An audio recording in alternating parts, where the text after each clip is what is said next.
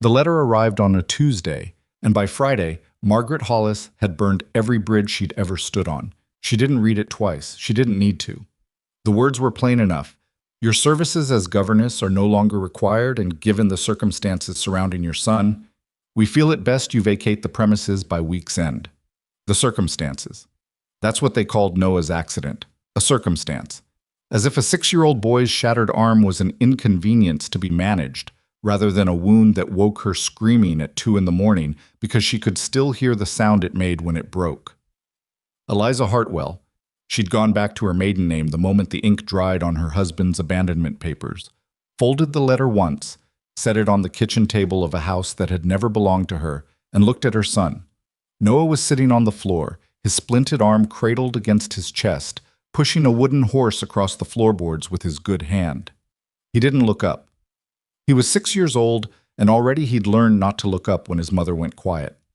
That was the moment she decided. Not bravely, not with any kind of clarity or courage.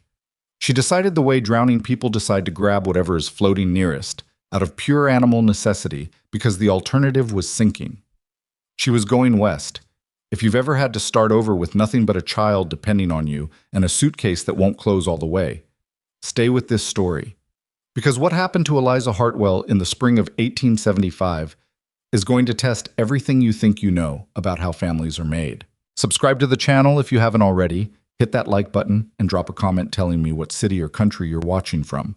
I want to know how far this story has traveled. Don't go anywhere. This is only the beginning. The newspaper advertisement had been folded so many times the crease had worn through the paper.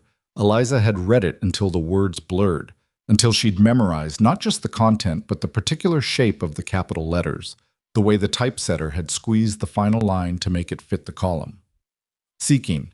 A woman of sound character and practical disposition willing to relocate to Red Willow Creek, Colorado Territory, for the purpose of marriage. The advertiser is a man of property and steady income, age 38, no prior attachments. Responds to correspondence promptly. Write to Mr. Arthur Bain, General Delivery, Red Willow Creek, CO, sound character. She'd almost laughed the first time she read that. She was a woman whose husband had walked out when Noah was 4 months old, leaving behind a note that said only, "I'm not built for this." She was a woman who had spent 2 years as a governess in the Whitmore household, watching other people's children learn their letters, while her own son played alone in the servants' quarters because the Whitmore children weren't permitted to associate with staff offspring. She was a woman who had just been dismissed from that position because one of the Whitmore boys, spoiled, bored, 14 years old and cruel in the particular way that boys become when no one has ever told them no, had dared Noah to climb the oak tree in the back garden, and Noah had climbed it because he was 6 and fearless and desperately wanted someone to play with, and he'd fallen 12 feet onto frozen ground and shattered his left forearm in 2 places. The doctor had called it a green stick fracture. A clean break, he said, as if that was a comfort. As if clean made it hurt less. Mrs. Whitmore had come to Eliza's room that evening, her expression carrying the particular blend of sympathy and self-interest that wealthy women deploy when they want something unpleasant to feel like generosity. "The situation has become untenable," she'd said. "I'm sure you understand. We'll give you a month's wages and a character reference. Under the circumstances, that's more than fair." Under the circumstances. Eliza had taken the wages and written back to Arthur Bain that same night. His response had come in 10 days, fast enough to suggest he'd been waiting for a letter from someone, anyone. He was a rancher, he explained. He owned 300 acres in the valley outside Red Willow Creek, ran a modest cattle operation, had a house with 4 rooms and a wood-burning stove that threw good heat in winter. He was not a man given to poetry or grand sentiments. He wanted a partner, someone who could manage a household and wasn't afraid of hard work. He had no objection to a child. Children were part of life.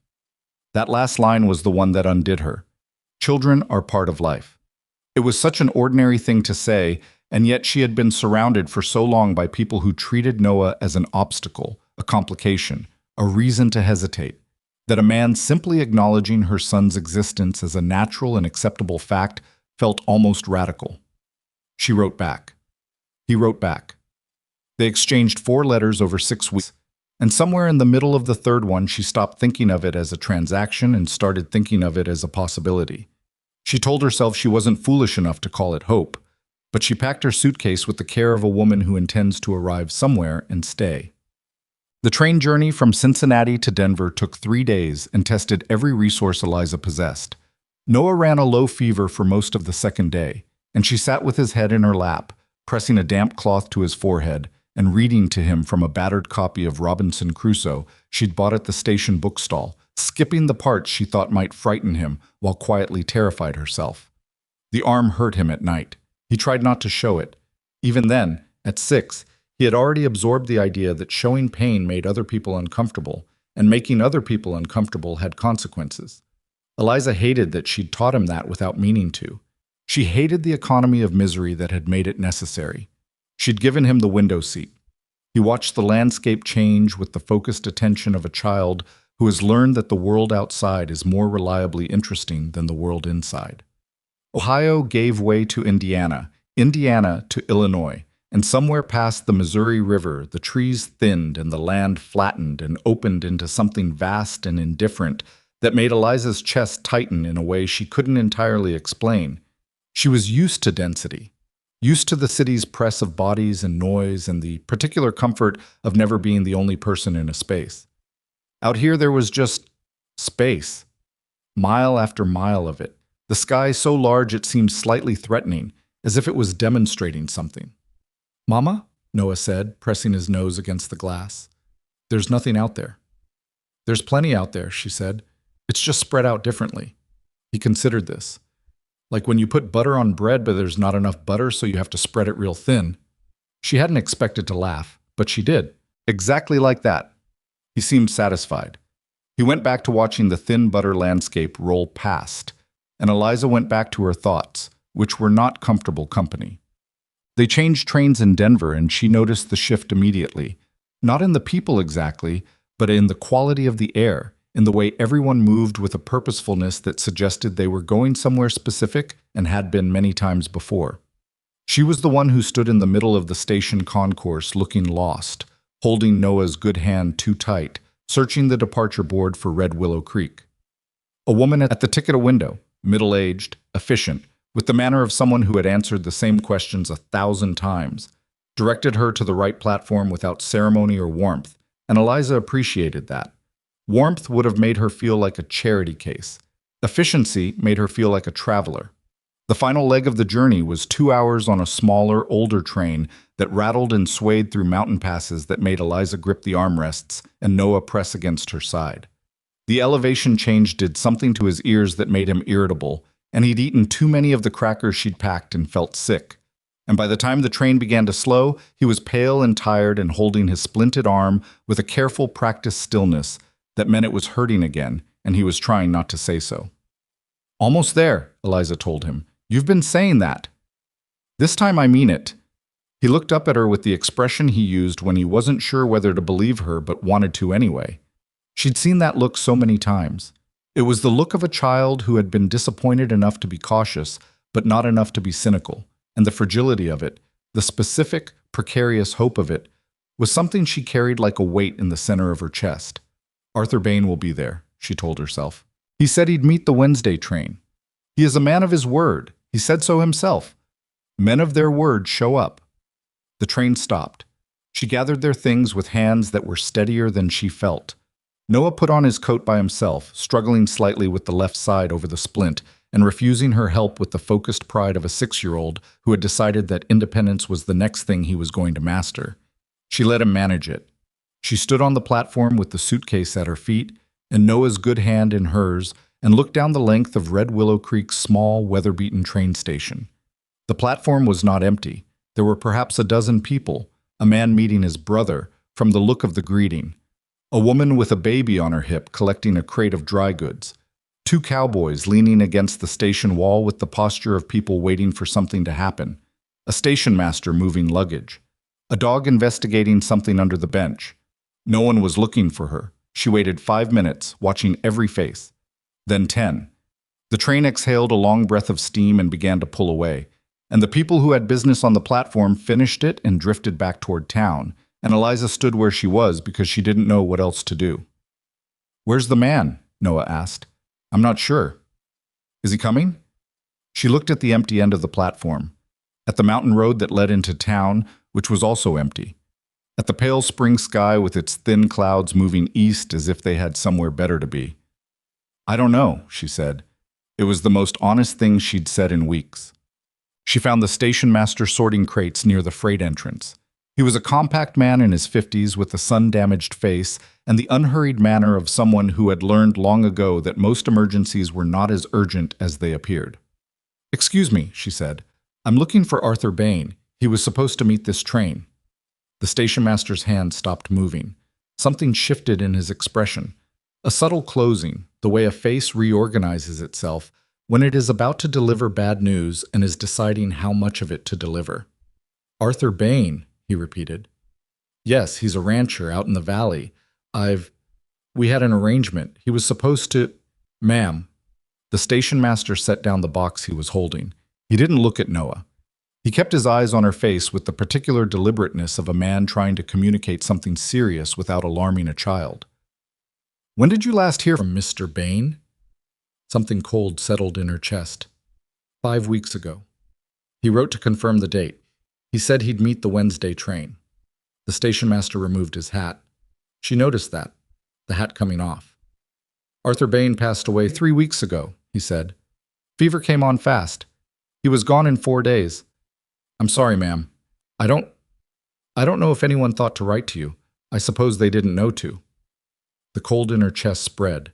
She was aware of Noah's hand in hers, warm and small, and of the particular quality of silence that falls after something like this. Not a quiet silence, but a loud one. The silence of the world rearranging itself into a shape you didn't choose. "He's dead," she said. "Yes, ma'am. Arthur Bain is dead. 3 weeks now." She said nothing for a long moment. Noah was looking up at her. She could feel his attention like a second weight on top of the first. "Is there a hotel in town?" she asked. Her voice came out flat and practical, which surprised her. "Somewhere reasonable?" "Mrs. Craddock runs a boarding house on Elm. $3 a week, meals included. It's clean." "Thank you." She picked up her suitcase. She took Noah's hand. She walked off the platform and into the main street of Red Willow Creek, Colorado, in the spring of 1875, with approximately $42, a child with a broken arm, and no plan whatsoever. Mrs. Craddock's boarding house was, as promised, clean. It was also small, slightly cold, and inhabited by 4 other boarders who regarded Eliza and Noah with the frank curiosity of people who don't get new material often. Noah ate everything on his plate at dinner and then fell asleep sitting up, which she considered a minor miracle given the day. She carried him to the narrow bed in their room. They were sharing because she couldn't afford 2, and sat on the edge of the mattress listening to him breathe and trying to think clearly.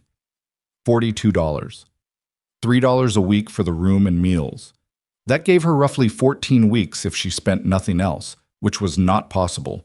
Noah's arm would need the splint replaced soon, and there would be a doctor's fee for that. And she had perhaps a week's worth of the crackers and dried fruit she'd packed before those ran out, and she'd need to replace them. 12 weeks then. Maybe 10. What could she do in 10 weeks? She had skills. She could cook, clean, sew, keep accounts, teach letters and arithmetic. She was educated, not expensively educated, but thoroughly, the practical education of a woman who had read everything she could get her hands on because books were cheap and the world they described was not. She could work. She was 31 years old, not young, and she was not afraid of work. But she was a stranger here, and the town had already seen her. She'd felt the eyes on the platform, the particular quality of attention that attaches to a woman in distress, and she knew how quickly pity curdled into something less kind. She had to find work. She had to find it fast, and she had to do it without appearing desperate, which was difficult when you were. She lay down beside Noah, who didn't wake, and stared at the ceiling and listened to the sounds of an unfamiliar town settling into night. By the 3rd day, she had spoken to the schoolteacher, who was sorry but had no need of an assistant, the 2 shops in town, who were sorry but had no openings, Mrs. Craddock, who thought she might know of some mending work but wasn't certain, and a woman named Helen Marsh who ran the town's small laundry and was not sorry at all, just direct, and said she could offer 4 hours of work 3 mornings a week at 12 cents an hour, which was not enough. She took it anyway. Noah spent those mornings sitting on a stool near the laundry's back door, keeping out of the way with the focused cooperation of a child who understands, without being told, that his job right now is to not be a problem. He'd found a stick and was teaching himself to draw letters in the dirt. She watched him through the steam and noise of the laundry and felt something complicated move through her. Pride and grief in the same moment, the way they always seemed to come together when she looked at him. On the fourth day, she heard the name Colton Reeves. She heard it first from Helen Marsh, who mentioned him in passing while Eliza was wringing out a bedsheet. "Reeves will be in town Thursday," Helen said, more to herself than to Eliza. "He'll want to know about Arthur's property. They were not close exactly, but he respected Arthur, thought well of him." "Who is Reeves?" Eliza asked. Helen looked at her the way locals look at newcomers, measuring the gap between what they know and what you don't. "Rancher. Has land in the South Valley, bigger spread than Arthur's was. Keeps to himself mostly. He's a decent man, or at least he's never given me reason to think otherwise, which in my experience is the more reliable measure." Eliza wrung out the sheet. "He knew Mr. Bain well?" "Well enough. Why?" "Just trying to understand the town," she said. She was lying. She was already thinking. She saw Reeves before she spoke to him. He came into town Thursday morning, and she noticed him from the window of the laundry. Not because he was particularly imposing, though he was tall, but because of the way the space around him organized itself. People acknowledged him. Not with deference exactly, but with a kind of involuntary attention, the acknowledgement you give to something that has weight. He was maybe 40. Brown hair going to gray at the temples. The kind of face that had been weathered into its final shape by sun and wind and whatever else the frontier threw at people. He moved without hurry, but also without waste, each motion arriving at its conclusion as if he'd planned it 3 steps ahead. He went into the general store. He came out with supplies. He stopped to talk to the storekeeper's wife for several minutes, and whatever he said made her laugh. A real laugh, surprised out of her, and he didn't smile at his own joke, just waited for it to finish the way a man waits for weather to pass. Eliza watched him load his wagon and told herself she was being foolish. She went back to the laundry. She went back to Mrs. Craddock's. She sat with Noah at dinner and helped him cut his meat one-handed since his arm was still in the splint, and listened to him explain in elaborate detail the properties of the various types of dirt he'd investigated behind the laundry. And she laughed at the right moments and answered his questions and did not think about Colton Reeves. Not until he knocked on Mrs. Craddock's door that evening. She was in the parlor when she heard the knock, mending a shirt that belonged to one of the other boarders. An extra quarter, she'd figured. And she heard Mrs. Craddock answer it, and then heard the low sound of a man's voice saying something she couldn't make out. And then Mrs. Craddock appeared in the parlor doorway. "That's Colton Reeves at the door," Mrs. Craddock said, with a slight elevation of eyebrow that meant, "This is unusual, but I'm not going to say so." "He's asking for you." Eliza set down the shirt. He was standing on the porch, hat in his hands, which she'd learned in her brief time in this town was a sign of respect that men here used deliberately. He looked at her directly when she opened the door, not at her dress or her hair or her hands, but at her face, which she found either reassuring or disconcerting. She hadn't decided. "Mrs. Hartwell," he said, "my name is Colton Reeves. I was acquainted with Arthur Bain." "I know who you are," she said. "I've heard your name. Please come in." "I won't keep you long." He didn't move from the porch. "I heard what happened, about Arthur, and about you arriving here and finding out. I'm sorry. That was a terrible thing to come to." "It was." He looked at her steadily. "I've been thinking since I heard it. I don't want to say something foolish or offend you, but I have a proposition, and I'd rather say it plain and let you answer plain than waste your time going around it." Eliza crossed her arms. "Then say it plain. I need a woman who can run a household, not a servant, a partner, more like. Someone to keep the place from falling apart around me while I work the cattle. I'm not a man who's good at the domestic part of things, and I've been making do for 3 years since my last. Since I've been on my own." He paused. "I'm also not going to stand here and pretend this is romantic. It's not. It's practical. But it's an honest arrangement, and I'd make good on my end of it." "You're asking me to marry you," she said. "We've never spoken before tonight." "I know it. You don't know anything about me." "I know you came 2,000 miles on the word of a man you'd never met and stood on that platform alone without making a scene when you found out he was dead," Reeves said. "That tells me something." Eliza stared at him. It tells you what exactly, she said. He appeared to consider this carefully. That you're not a person who falls apart when things go wrong. That you keep moving. That's what I need, if I'm honest. I have a son, she said. He has a broken arm. He's 6 years old. I know, I heard. And that doesn't concern you? Reeves turned his hat over in his hands once. I was a boy once, he said. Boys heal. Well, she didn't say yes that night. She wasn't capable of yes that night. She thanked him for coming and told him she would think about it, and he nodded and put his hat back on and went down the porch steps and climbed into his wagon and drove away without looking back, which she watched from the window. Noah appeared in the parlor doorway. He'd been in bed, or supposed to have been. His hair was sideways and his eyes had the too bright quality of a child who had been listening through a door. Who was that? He asked. A man named Reeves. What did he want? She looked at her son, his splinted arm, the careful way he held it, even in sleep according to the faint marks on his pillow. He offered us a home, she said. Noah absorbed this. Do we want a home? We need one. That's not the same thing. She blinked. He was 6. She sometimes forgot he was only 6. No, she said, it's not the same thing. But sometimes it has to be. He thought about this with the seriousness he gave to most things. Is he nice? I don't know yet. Does he have horses? He has a cattle ranch, so probably. Noah nodded slowly, the calculation visible on his face. Horses are good, he decided, and went back to bed. She thought about it for 2 days. She thought about the $42, now $39. She thought about Noah's arm and the doctor she hadn't been able to pay yet, and the schooling he wasn't getting, stuck in a boarding house room while she worked in a laundry. She thought about Cincinnati and the Whitmore house and every small humiliation she'd swallowed in the past 2 years. She thought about Arthur Bain's letters, which she'd burned in the boarding house stove because she hadn't known what else to do with them. She thought about what she wanted, not what she needed. She knew what she needed. The arithmetic of that was brutally clear. But what she wanted, which was a trickier calculation because it required imagining a future that didn't feel like a continuation of the present. She wanted Noah to grow up somewhere with room to move. She wanted to cook in a kitchen that was hers. She wanted to stop performing gratitude for jobs in rooms that barely paid for themselves and were always one mistake away from being taken back. She wanted to stop arriving places as a problem to be managed. Colton Reeves had not looked at her like a problem. She went to the general store and asked the storekeeper where Reeves Ranch was, and the storekeeper told her, and she went back to Mrs. Craddock's and wrote a note, brief and direct, and paid one of the town boys a nickel to ride it out to the South Valley. The note said, I accept your proposal. I have conditions. When can we meet? He came the next morning. They sat in Mrs. Craddock's parlor with the door open.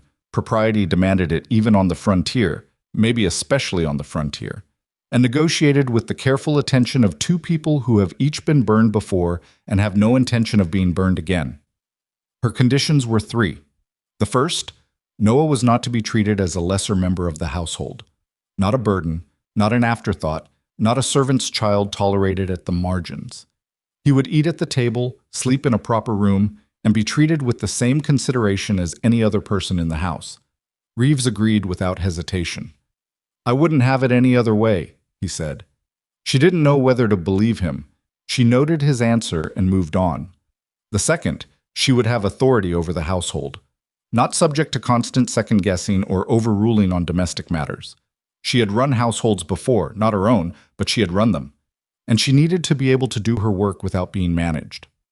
Reeves considered this. Within reason, he said, if you want to rearrange the furniture or change how we lay up provisions, that's yours. If you want to rebuild the barn, we talk first. Fair, she thought. Fair, she said.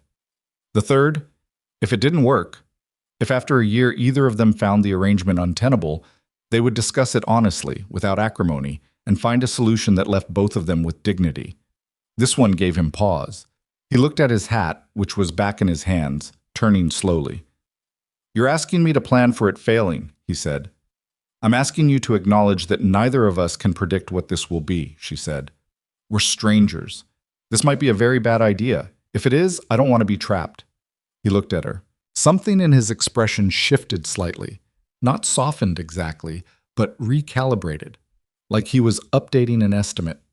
All right, he said, a year. We try it honest for a year. If it's not working, we say so. Then we have an agreement, she said. They shook hands. His hand was rough calloused and large, and he didn't crush hers, which she noticed and appreciated. He stood to leave.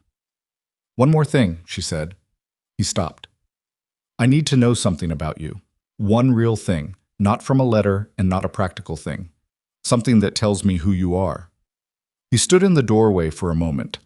The light from the window was behind him, and she couldn't quite read his face. I had a dog, he said finally. Good cattle dog. Worked with me for 6 years. She died last winter. I still put food out for her in the morning sometimes before I remember. He paused. I don't know what that tells you.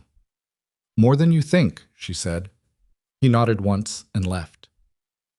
She sat in the parlor alone for a few minutes after he'd gone, listening to the sound of his wagon pulling away, and felt something she hadn't felt in a long time.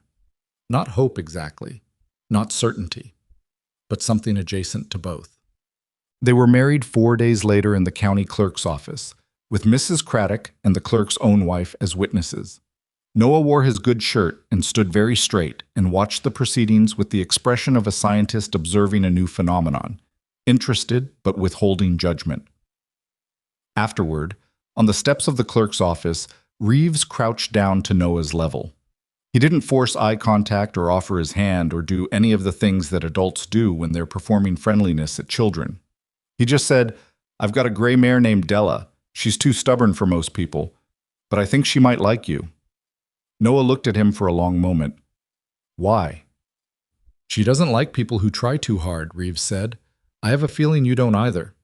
Noah looked at his mother. She gave him nothing. This was his to navigate. He turned back to Reeves. I can't ride yet, he said. My arm. It'll heal, Reeves said. We've got time.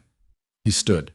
He picked up Eliza's suitcase and carried it to the wagon without asking, which she might have objected to under different circumstances.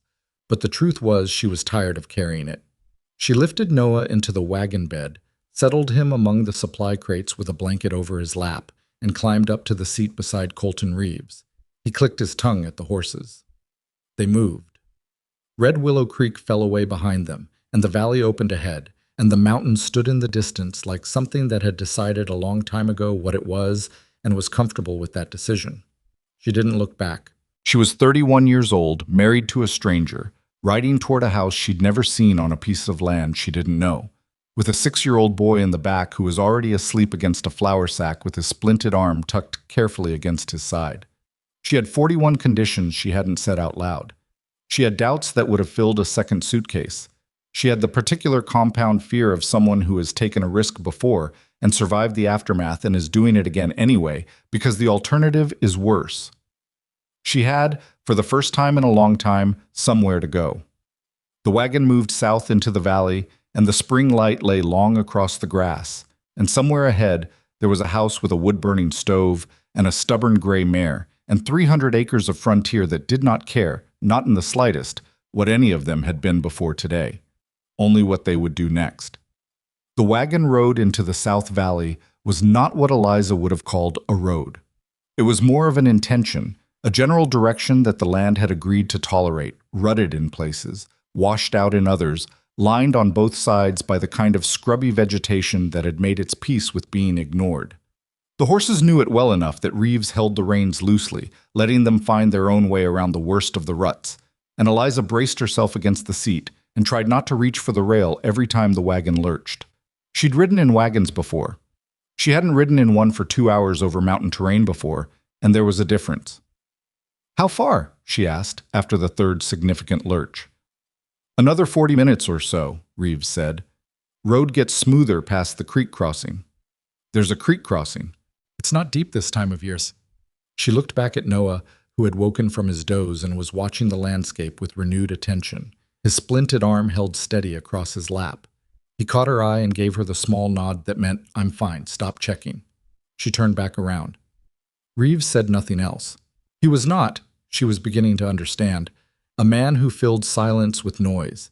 He occupied quiet the way he occupied the wagon seat, without apology, without performance. She found it neither comfortable nor uncomfortable. It was simply a fact about him, like the gray at his temples or the particular deliberateness of how he handled the reins. She watched the valley open around them. The mountains stood to the west, still snow-capped in the upper elevations despite the spring warmth below, and the grassland between the road and the foothills was the kind of green that only happens after a hard winter. Saturated, almost aggressive, as if the land was making a point. In the distance, she could see cattle, small dark shapes moving slowly across the grass with the unconcerned patience of animals who have enough to eat. It occurred to her that she didn't know the first thing about cattle. "I should tell you," she said. "I've never worked on a ranch before, or near one. I don't know cattle." "I know. I want to be useful. I'll learn what I need to learn, but it won't happen overnight." "I'm not expecting overnight," he said. She waited to see if there was more. There wasn't. She filed that away. The absence of reassurance, which was also an absence of false expectation, which was maybe the same as honesty. The creek crossing was, as promised, not deep. The horses went through without breaking stride. The wagon wheels churned through brown water that barely reached the axles, and Noah made a sound of pure satisfaction from the back as the cold water splashed up through the boards. "Can I put my feet in?" he called. "No," Eliza said. "It's not cold." "It absolutely is cold." "I wouldn't mind," Reeves said, without particular emphasis. She turned to look at him. He kept his eyes on the horses. There was the faintest possible suggestion of amusement at the corner of his mouth, or she might have imagined it. "It's cold and his arm needs to stay dry," she said. Noah sighed the sigh of a child who has lost a vote that wasn't actually a vote and retreated back to watching the scenery. Reeves said nothing. The horses climbed the far bank and the road did, as promised, improve. The ruts evening out into packed earth that the wagon rolled over with something approaching smoothness. Around a long bend, the ranch appeared. It was not what she'd pictured. She realized only then that she'd been picturing something, some composite image built from the letters and from her general idea of what a ranch should look like. Something substantial and deliberate, the physical evidence of a man who'd been building something on purpose. What she saw was a house that had clearly started as one thing and been added to several times by someone who was better at ranching than at carpentry.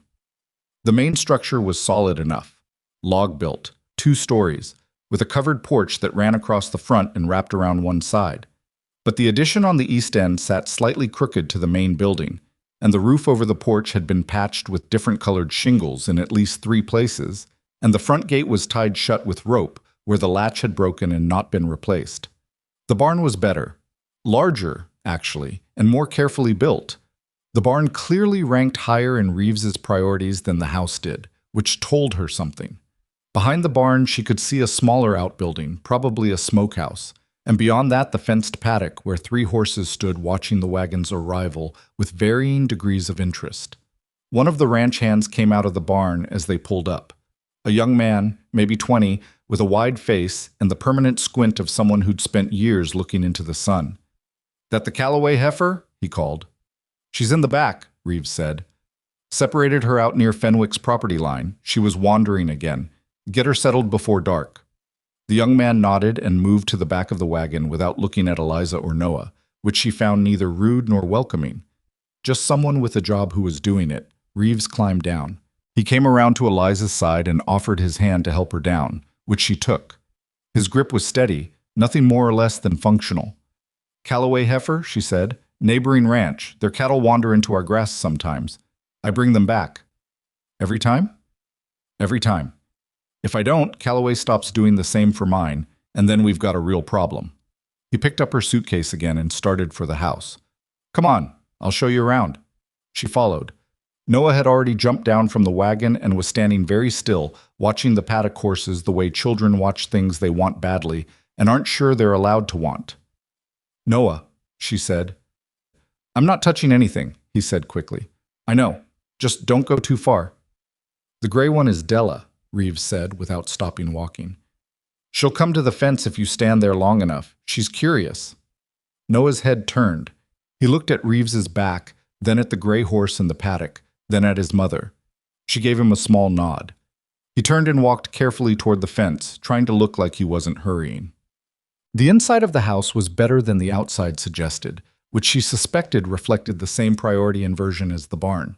Someone had tried to make it livable. There were curtains on the windows, though they were faded and slightly crooked, and the floors were swept clean if not polished. And the kitchen had a good stove and decent counter space, and enough shelving that she could see immediately what it needed and how she would rearrange it. What the house had not had for some time was a woman in it.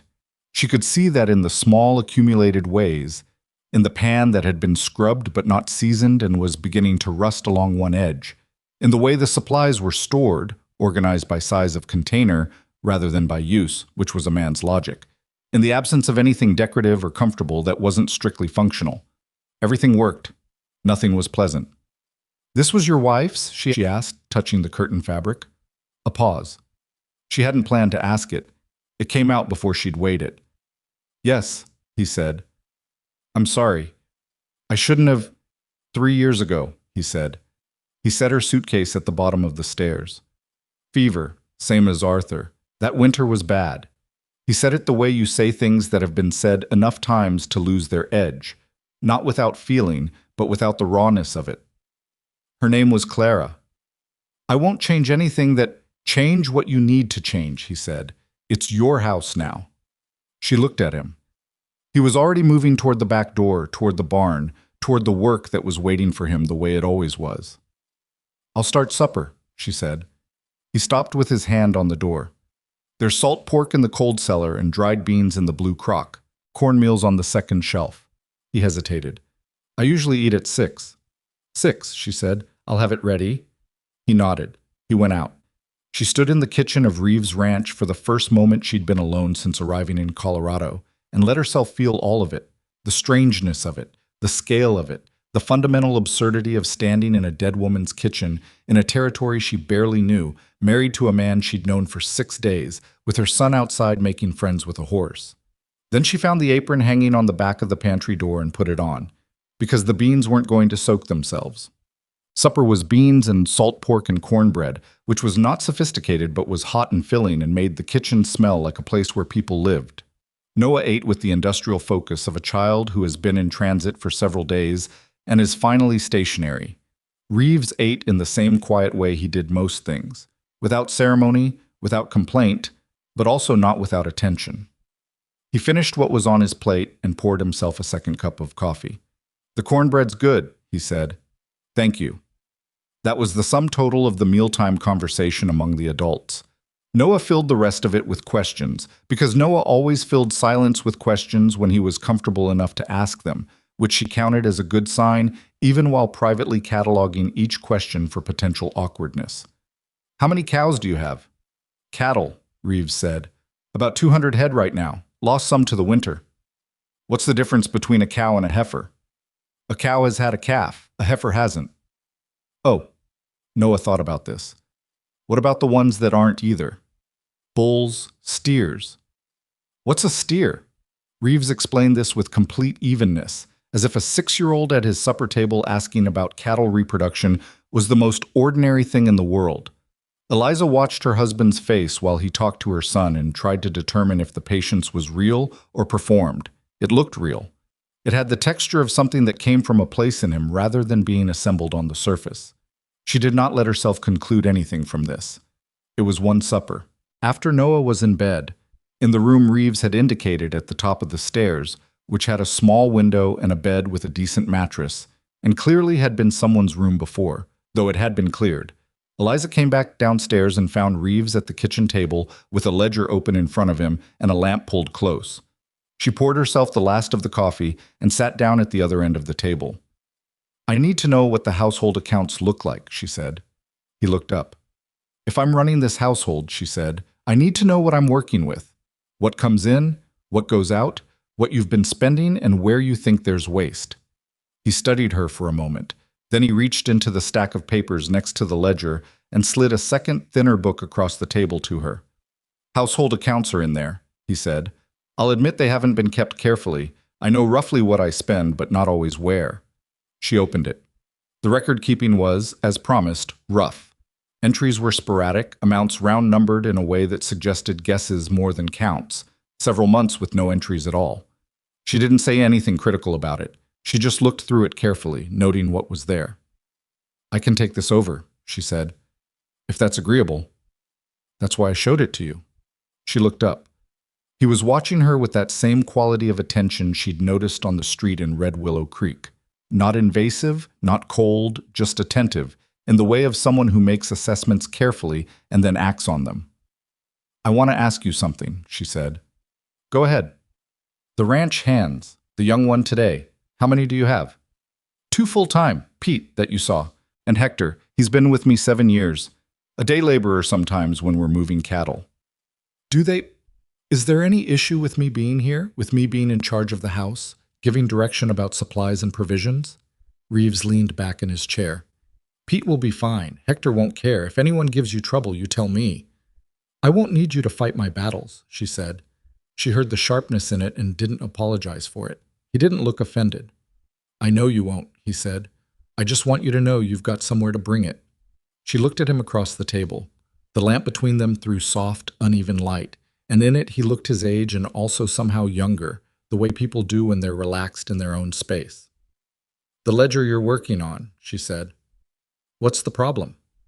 "Cattle prices dropped last autumn. I sold a smaller herd than I planned and at lower rates. It wasn't a disaster, but it put me tight going into spring. I need this season to run clean. No big losses, sell what I plan to sell, keep the expenses down." He tapped the ledger with one finger. "I've been managing it alone. But managing alone means things slip." She nodded slowly. "Then let's not let them slip," she said. He looked at her. Something in his expression settled. Not warmth exactly, but the particular ease of a man who has been uncertain whether he made the right decision and has just received a small piece of evidence that he might have. "All right," he said. She took the household ledger to her room and studied it until the lamp oil ran low. The first week was a process of orientation conducted in parallel. Eliza learning the ranch as Reeves learned to have someone else in it, both of them adjusting their movements to accommodate the other without either of them making a performance of adjusting. She learned the stove's tempers. She learned which shelf held what and reorganized the pantry into an arrangement that made actual cooking sense. And if Reeves noticed, which he must have since he went to the pantry every morning, he didn't comment. She learned that Pete was 22, earnest, and slightly afraid of her in the useful way that meant he'd remember to wipe his boots. She learned that Hector was 53, had ridden with Reeves for 7 years after arriving in the territory from New Mexico, and communicated primarily in nods and the occasional dry observation in mixed Spanish and English that she was only about 60% following, but which seemed generally positive. She learned that the house's eastern addition was cold because the chinking between the logs had dried out and needed resealing. She added it to the list she was keeping of things that needed doing, which was growing faster than the list of things that had been done. Noah, meanwhile, was conducting his own parallel orientation at a lower elevation. By the third day, he had established a friendship with Della, the gray mare, predicated entirely on his willingness to stand at the paddock fence for extended periods without demanding anything from her. Della, apparently recognizing a kindred spirit in stubbornness, had responded by coming to the fence on day 2 and standing close enough that Noah could put his good hand on her nose, which he did with the reverent, careful attention of someone handling something precious. Reeves watched this from the barn entrance on the afternoon of the third day, saying nothing, and Eliza watched Reeves watch Noah and calculated what the observation cost him and what it expressed. "He's good with her," Reeves said, "not to anyone in particular." "He's patient," Eliza said. "He always has been. Even as a baby, he'd wait for things. Most boys his age would have spooked her by now. He doesn't do things to get a reaction. He does things to get a result." Reeves looked at her. "How'd his arm happen?" She told him about the Whitmore boy, the oak tree, the frozen ground. She said it flatly, without editorializing, but the shape of the story was its own commentary, and she knew he heard it. When she finished, Reeves was quiet for a moment. Then he said, "The arm's healing straight?" "The doctor in town said it should. He needs the splint for another 3 weeks at least. When it's healed," he said, "I can teach him to ride properly, if he wants." She looked at her son, who was speaking to Della in a low, confidential murmur she couldn't hear from this distance, his good hand tracing the horse's jaw with focused gentleness. "He'll want," she said. The first serious test came on a Thursday in the second week, and it didn't come from the ranch. She'd gone to Red Willow Creek with Pete to collect supplies. They needed salt, lamp oil, flour, and a new hinge for the gate that Reeves had finally admitted needed replacing. She went because she needed to establish herself as the person who did the household buying, and she couldn't do that from the ranch. At the general store, she was recognized. She hadn't expected otherwise. Red Willow Creek was small. She was the woman who'd arrived abandoned at the train station and married Colton Reeves inside a week. She would have been recognized if she'd arrived in disguise. The storekeeper was a man named Tull, large, amiable, with the professional friendliness of someone who relies on repeat customers for his livelihood. He greeted her pleasantly, helped her locate everything on her list, and gave her what seemed like fair prices. The trouble was a woman named Vera Claridge. Vera Claridge was perhaps 45, well-dressed for the frontier, with the particular posture of a woman who has decided her social position requires constant physical demonstration. She was in the store when Eliza arrived and was still there, moving unhurriedly between the bolts of fabric when Eliza brought her items to the counter. "Mrs. Reeves," Vera said from 3 feet away, in a tone that managed to make the name sound like a question. "I heard you'd arrived. I'm Vera Claridge. My husband ranches the North Valley." "Mrs. Claridge," Eliza said. "Nice to meet you." "The whole town's been talking about you," Vera said. She made it sound like a compliment. It wasn't. "Arriving like you did, and then Colton Reeves sweeping in. Quite a story. He's never showed much interest in anyone before, you know. After Clara, he just closed up." "I wouldn't know," Eliza said. She kept her voice pleasant. "I didn't know him before." "Of course not." Vera's eyes moved briefly to where Pete was loading flour sacks near the door, as if calculating how much of the conversation would be reported back. "And you brought a child? A boy?" "My son, yes." "From a previous marriage?" "My previous marriage, yes." "And the child's father is not in the picture," Eliza said. She set the money on the counter. "Thank you, Mr. Tull." Vera Claridge wasn't finished. "I'm only asking because people are curious naturally. A woman in your situation, arriving alone, with a child, marrying so quickly. People want to understand the circumstances." Eliza turned to look at her. She had dealt with women like Vera Claridge before. She had cleaned houses that belonged to women like Vera Claridge, and taken their instructions with a pleasant face and gone home and been angry in private. She had learned to manage that particular species of social aggression, the kind that wraps a blade in the language of concern and community interest, with a certain practiced neutrality. But she was not in that position anymore. She had negotiated the conditions of her own household with a handshake. She had reorganized a pantry and was keeping the accounts of a cattle ranch. She was 31 years old, and she was tired of neutrality. "I was a governess in Cincinnati," she said. "My employer dismissed me because a boy in her household dared my son to climb a tree, and my son fell out of it and broke his arm. She found that inconvenient. I came west to marry Arthur Bain. He died before I arrived. Colton Reeves made me a practical offer that addressed both our situations, and I accepted it. That's the whole story, Mrs. Claridge. There's nothing in it that requires understanding or explanation." She smiled. It was not a warm smile. "The circumstances," she added, "are exactly what they appear to be." She picked up her package. She walked out of the store, where Pete was already waiting with the loaded wagon.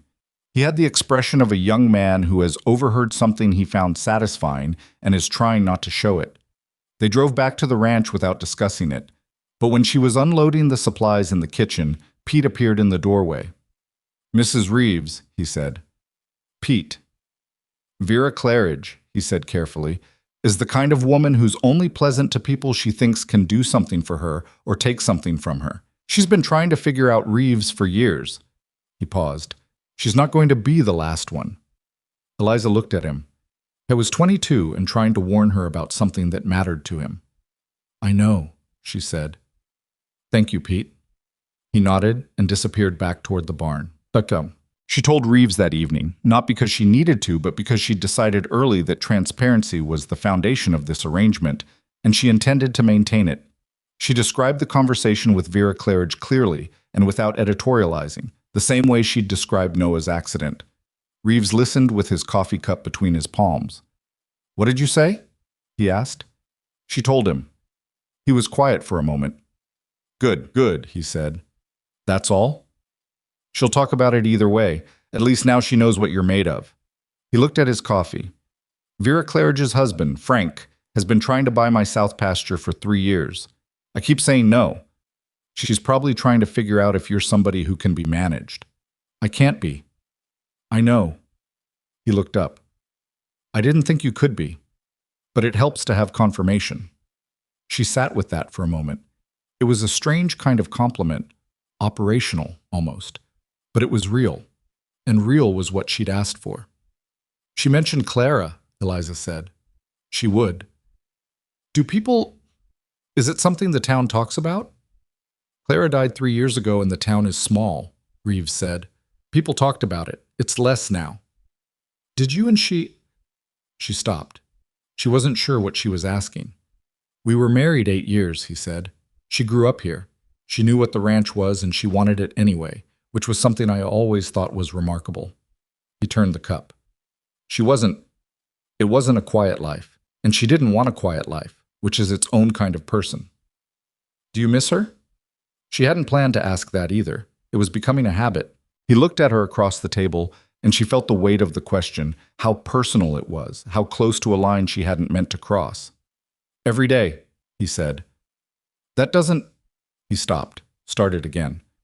That doesn't interfere with what this is. You should know that. She nodded. I wasn't asking because I was worried about interference. I was asking because I wanted to know who you are. You said that before. It's still what I want. He looked at her. The lamp was between them again, and the night outside was the particular deep quiet of open land. No city noise, no traffic, just the occasional animal sound from the barn and the low moan of wind around the house eaves. I feed a dog that isn't there anymore, he said, and I miss a woman who is gone. Those are 2 true things about me. They're enough, she said, for tonight. She took her coffee upstairs. At the door of Noah's room, she paused and looked in. He was deeply asleep, his splinted arm on top of the covers, his face slack and young, all the careful monitoring of the waking hours gone. She stood there watching him breathe and thought about Clara Reeves, who had wanted this life anyway, who had found it remarkable enough to choose. She thought about what you inherit when you step into a space that someone else built and then left, whether it was a debt or a gift, whether those 2 things were always as different as people pretended. She went to her room. She lay awake longer than she should have. Outside the window, the mountains were invisible in the dark, but she could feel them there the way you can feel walls in a dark room, as a presence, a mass, a thing that changes the shape of the space around it. She was still afraid. She wanted to be honest about that, at least to herself, in the private accounting she was keeping alongside the household ledger. She was afraid in the specific way of someone who has made a decision they can't unmake and has committed, finally, to its consequences. But underneath the fear there was something else, something she hadn't felt in so long she almost didn't recognize it. The sense that she was, for the first time in a very long time, exactly where she was supposed to be. Not because it was safe, not because it was easy, but because it was hers. Because she had chosen it, with open eyes, from a position of full knowledge of what it would cost. She closed her eyes. Outside, Reeves' ranch settled into the night, the horses shifting in the paddock, the last lamp going dark in the bunkhouse, the gate creaking once in the wind before going quiet. The household breathed. 3 weeks after the splint came off, Noah rode Della for the first time. It was not a triumphant moment, or at least not in the way Eliza had imagined triumphant moments when she used to imagine them. Some clean, bright occasion with clear before and after.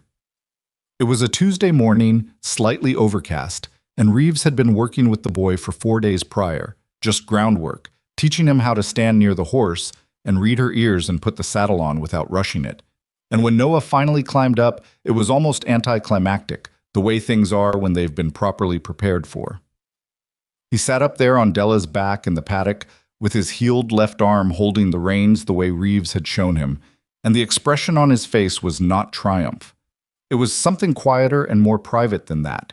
It was the face of a boy who has arrived somewhere he was trying to get to for a long time, and is now taking a moment to actually be there before moving on to the next thing. Reeves stood at the paddock rail with his arms on the top board. He didn't say good job or well done or any of the encouraging things adults usually manufacture for these occasions. He watched Noah walk Della in a careful circle, and when Noah brought her around to face him, Reeves said, "Keep your heels down." Noah looked at his feet and adjusted. Better, Reeves said. That was the whole of it, and somehow it was exactly right. Eliza was watching from the porch, a mug of coffee going cold in her hands, and she felt something move through her that she didn't have a precise name for. Gratitude was part of it, and relief was part of it, and something else, something that had to do with watching a man teach her son a thing she couldn't have taught him herself, and doing it without making a production of the generosity. She went back inside and reheated the coffee and did not examine the feeling too closely, because she had found, in the 6 weeks she'd been at Reeves' ranch, that the feelings that most needed examination were also the ones most likely to disorganize her if she examined them at the wrong time. There was always something that needed doing. She kept the accounting of her own interior for the nights. The splints removal had coincided with the beginning of the real work of spring, which was both useful and relentless. The cattle operation ran on a seasonal logic that Eliza was still learning, which months demanded what tasks could be deferred and what couldn't, how the rhythm of the land dictated the rhythm of everything done on it. She was not a person who needed to understand the why before she'd act on the what, but she found that the why helped, and so she asked. She asked Reeves. She asked Hector, whose English, she'd discovered, was considerably better than his habitual economy of speech suggested. He simply didn't speak when he didn't have something to say, which she increasingly considered a virtue. She read the almanac that sat on the kitchen shelf and made notes in the margin when she found something that contradicted what she observed, and sometimes she was right and sometimes she wasn't, and she noted both. She had taken over the household accounts entirely and had begun, cautiously, to extend her attention to the ranch's broader ledger, not to take it over, but to understand how the domestic expenses fit inside the larger financial shape of the operation. What she found, when she understood it well enough to see it, concerned her. It was not catastrophic. Reeves had told her their second night at the kitchen table that the previous autumn had been tight. What he hadn't told her, or perhaps hadn't wanted to quantify directly, was how tight. The cattle prices had dropped more sharply than he'd described, and the herd he'd sold had been smaller than planned, not just because of market conditions, but because a dozen head had been lost over the winter to a respiratory illness that had moved through the south pasture in January, and he dealt with that loss quietly and adjusted his plans and hadn't mentioned it because, she supposed, there hadn't been anything to do about it. She understood the impulse. She had done the same thing herself. Absorbed losses privately, adjusted her calculations, kept moving. But she also understood that not naming a problem didn't make it smaller. She brought it up on a Thursday evening when Noah was asleep and the dishes were done, and Reeves was at the kitchen table with his coffee and his customary end-of-day quiet. "The winter losses," she said. "The 12 head in January." He looked up from the ledger. "You found that?" "I was looking at the pasture rotation schedule, and the tally didn't add up." She sat down across from him. "You didn't mention it. It was handled. It's still a gap. You sold a smaller herd at lower prices than you'd planned, and you went into spring with 12 fewer cattle than the books reflect." She had the numbers in her head. She'd been carrying them for 2 days. "That's a narrower margin than I think you've been accounting for." He turned his coffee cup slowly. "I know. What's the plan to cover it?" "I need the spring herd to come in strong, and I need prices to hold." He said it with the directness of a man who has looked at a problem enough times to have run out of ways to cushion it. "If they do, we're fine. If they don't, what's the risk?" "Frank Claridge," he said. She went still. "He's been after my south pasture for 3 years, Reeves said. "The grazing on it is better than anything he's got on the north side, and he knows it. He's made 3 offers, all below what it's worth, because he knows if I'm tight enough, I'll take what I can get rather than nothing." He set down the cup. "If this season goes bad, I'm not sure I can hold it." She looked at him across the table. Outside, the wind was picking up. She'd noticed it all day, coming out of the northwest with a persistence that suggested it meant something. "Does Claridge know how last autumn went for you?" "He probably suspects. Men like that make it their business to suspect." "And Vera." "And Vera," he agreed. Eliza thought about the conversation in the general store, the careful social probing, the questions about circumstances. She thought about the way Vera Claridge had looked at her, not with hostility exactly, but with the measuring attention of someone doing math. "She wasn't asking about me," Eliza said slowly. "She was asking about the ranch, about whether I was going to stabilize it or be another variable." Reeves looked at her. She wanted to know if you'd made a foolish decision, Eliza said. Marrying a stranger with a child in a difficult season. Whether it was the kind of decision a man makes when he's getting desperate. He was quiet for a moment. And what's the answer? She met his eyes. That depends on what I do with the rest of the year, she said. He didn't look away. Neither did she. Then I guess we'd better make sure the answer is the right one, he said. The first real complication arrived not from the Claridges, but from inside the ranch itself, and it arrived in the form of a man named Denton Gill. Gill was the day laborer Reeves had mentioned their first week, someone he called in during heavy work periods, cattle moves and fence repairs, the tasks that needed more hands than two full-timers could manage. He was a compact, weathered man in his mid-40s who had worked ranches in the territory for 20 years and had the particular competence of someone who has never been responsible for anything long enough to develop real judgment. He arrived on a Monday morning for a week of fence repair along the north border, and by Tuesday evening, Eliza had identified something about him that she didn't like and couldn't quite name yet. It wasn't anything he did. He was polite to her, in the surface way. Hat off when he passed her, ma'am when he spoke to her, nothing overtly wrong. What bothered her was the way he spoke to Noah. Not cruelly. Not even unkindly, if you took the words in isolation. It was the quality beneath the words, the faint edge of condescension, the particular way men sometimes speak to children they consider negligible, as if the child is present but not quite real. Noah, who had the instincts of a child who has spent his life reading adult atmospheres for safety, felt it too. She could see it in the small physical recalibration he made around Gil, the way he held his newly healed arm slightly closer to his body, the way he stopped going to the paddock when Jill was working on the fence nearby. On the third day, she mentioned it to Reeves. He listened without interrupting. "You think he's a problem?" he said. "I think he's the kind of man who doesn't see children as worth much," she said, which usually also means he doesn't see women as worth much. "I'm not saying he'll do anything. I'm saying I notice it." Reeves was quiet for a moment. "Hector mentioned something," he said. "Gil made a comment about Pete, something about Pete taking direction from a woman in the supply orders. Hector told me yesterday." She hadn't known that. "What did Hector say to him?" "Hector told him the supply orders were correct and to follow them." He paused. "Which is Hector's way of closing a conversation." "And Jill followed them?" "Far as I know." She turned this over. "The fence work is through Friday?" "Friday midday." "Then let's finish it and see," she said. She wasn't someone who borrowed trouble before it arrived, but she also wasn't someone who waited until trouble had made itself comfortable before addressing it. "If he comes back, I'd want to be part of that conversation." Reeves looked at her steadily. "All right," he said. She was beginning to understand how he expressed trust, not through declarations or reassurances, but through the simple act of agreeing to include her in decisions that affected her. It was not a romantic gesture. It was better than that. Gil finished the fence work and collected his wages and left on Friday. And if he had anything to say about Eliza or the supply orders or women running households, he kept it for elsewhere, and the ranch settled back into its working rhythm.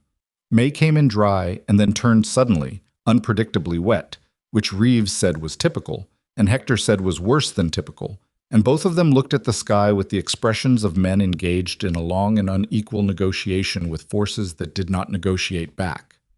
The grass grew fast in the wet weeks, which was good for the cattle, and the creek rose enough to make the crossing difficult for 2 days, which was an inconvenience but manageable. Noah, now fully healed and riding Della 3 mornings a week under Reeves's supervision, was thriving in the way that children thrive when they are given space and consistent expectation and the occasional interesting problem to solve. He had appointed himself assistant to Hector on small tasks, carrying tools, holding things, asking questions that Hector answered in his sparse, exact way, each answer more useful than its brevity suggested. He was learning the ranch the way children learn things when no one is making a curriculum of it, sideways, incidentally, through accumulated proximity. He asked Reeves once, on a Saturday morning when they were checking the south fence line together, whether Reeves had always wanted to have a ranch. Eliza wasn't there, she heard it from Noah later. But she thought about the question and what it must have cost Reeves, the particular quality of surprise that a child asking a sincere question can produce in an adult who isn't used to being asked about themselves. What Reeves had said, according to Noah, was, "No, I thought I'd just work on someone else's land. But one winter I stayed on a place that was going under, and I saw what happened when nobody fought for it. I didn't want that to be me." "Did you fight for it?" Noah had asked. "Still am," Reeves had said. Noah had thought about this and then asked whether Della was going to be his horse specifically, or whether she belonged to the ranch generally, and Reeves had said they'd see how the summer went, and Noah had accepted this as an answer and moved on, which was probably the right response. Eliza stored the story about the ranch going under and the fighting for it. She filed it next to the dead dog and Clara's curtains and the household ledger in bad shape.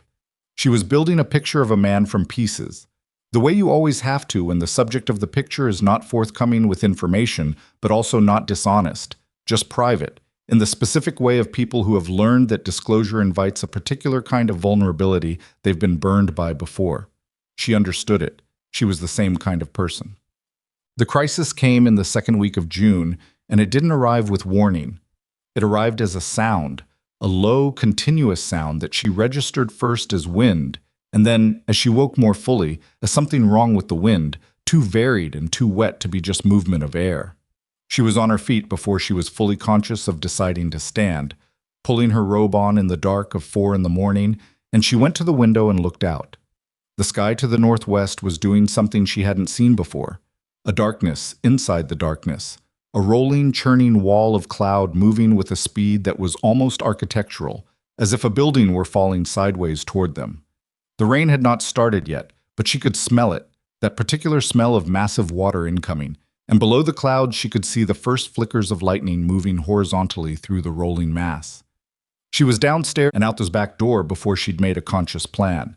Reeves was already in the barn. She could hear him and Hector moving. The horses nervous, the cattle audible now from the south pasture, a low collective unease that carried over the rising wind. She went to the barn door. "How bad?" she called.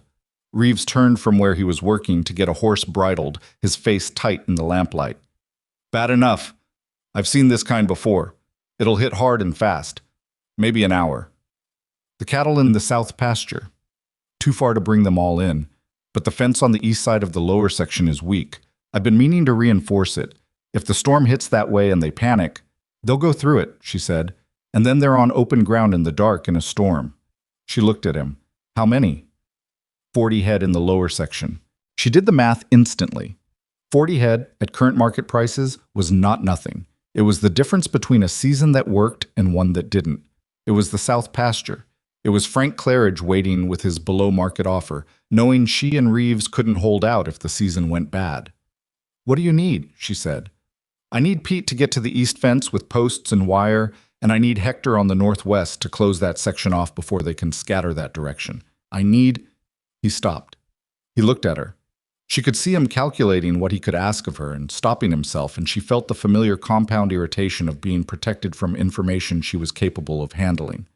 "Tell me what you need," she said. "All of it." "The supply shed," he said. "The extra wire is in the back left, 3 spools, and the posts are stacked against the east wall. I need someone to load the wagon fast because Pete can't do it alone and I can't leave the horses." "I'll load it," she said. "It's heavy." "Colton." She said his given name for the first time and both of them registered it. "Tell me where the lantern is." He pointed. She took it and went.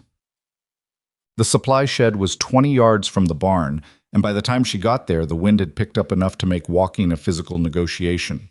The lantern threw moving shadows as she pulled the shed door open against the pressure of the air, and inside she found what he'd described.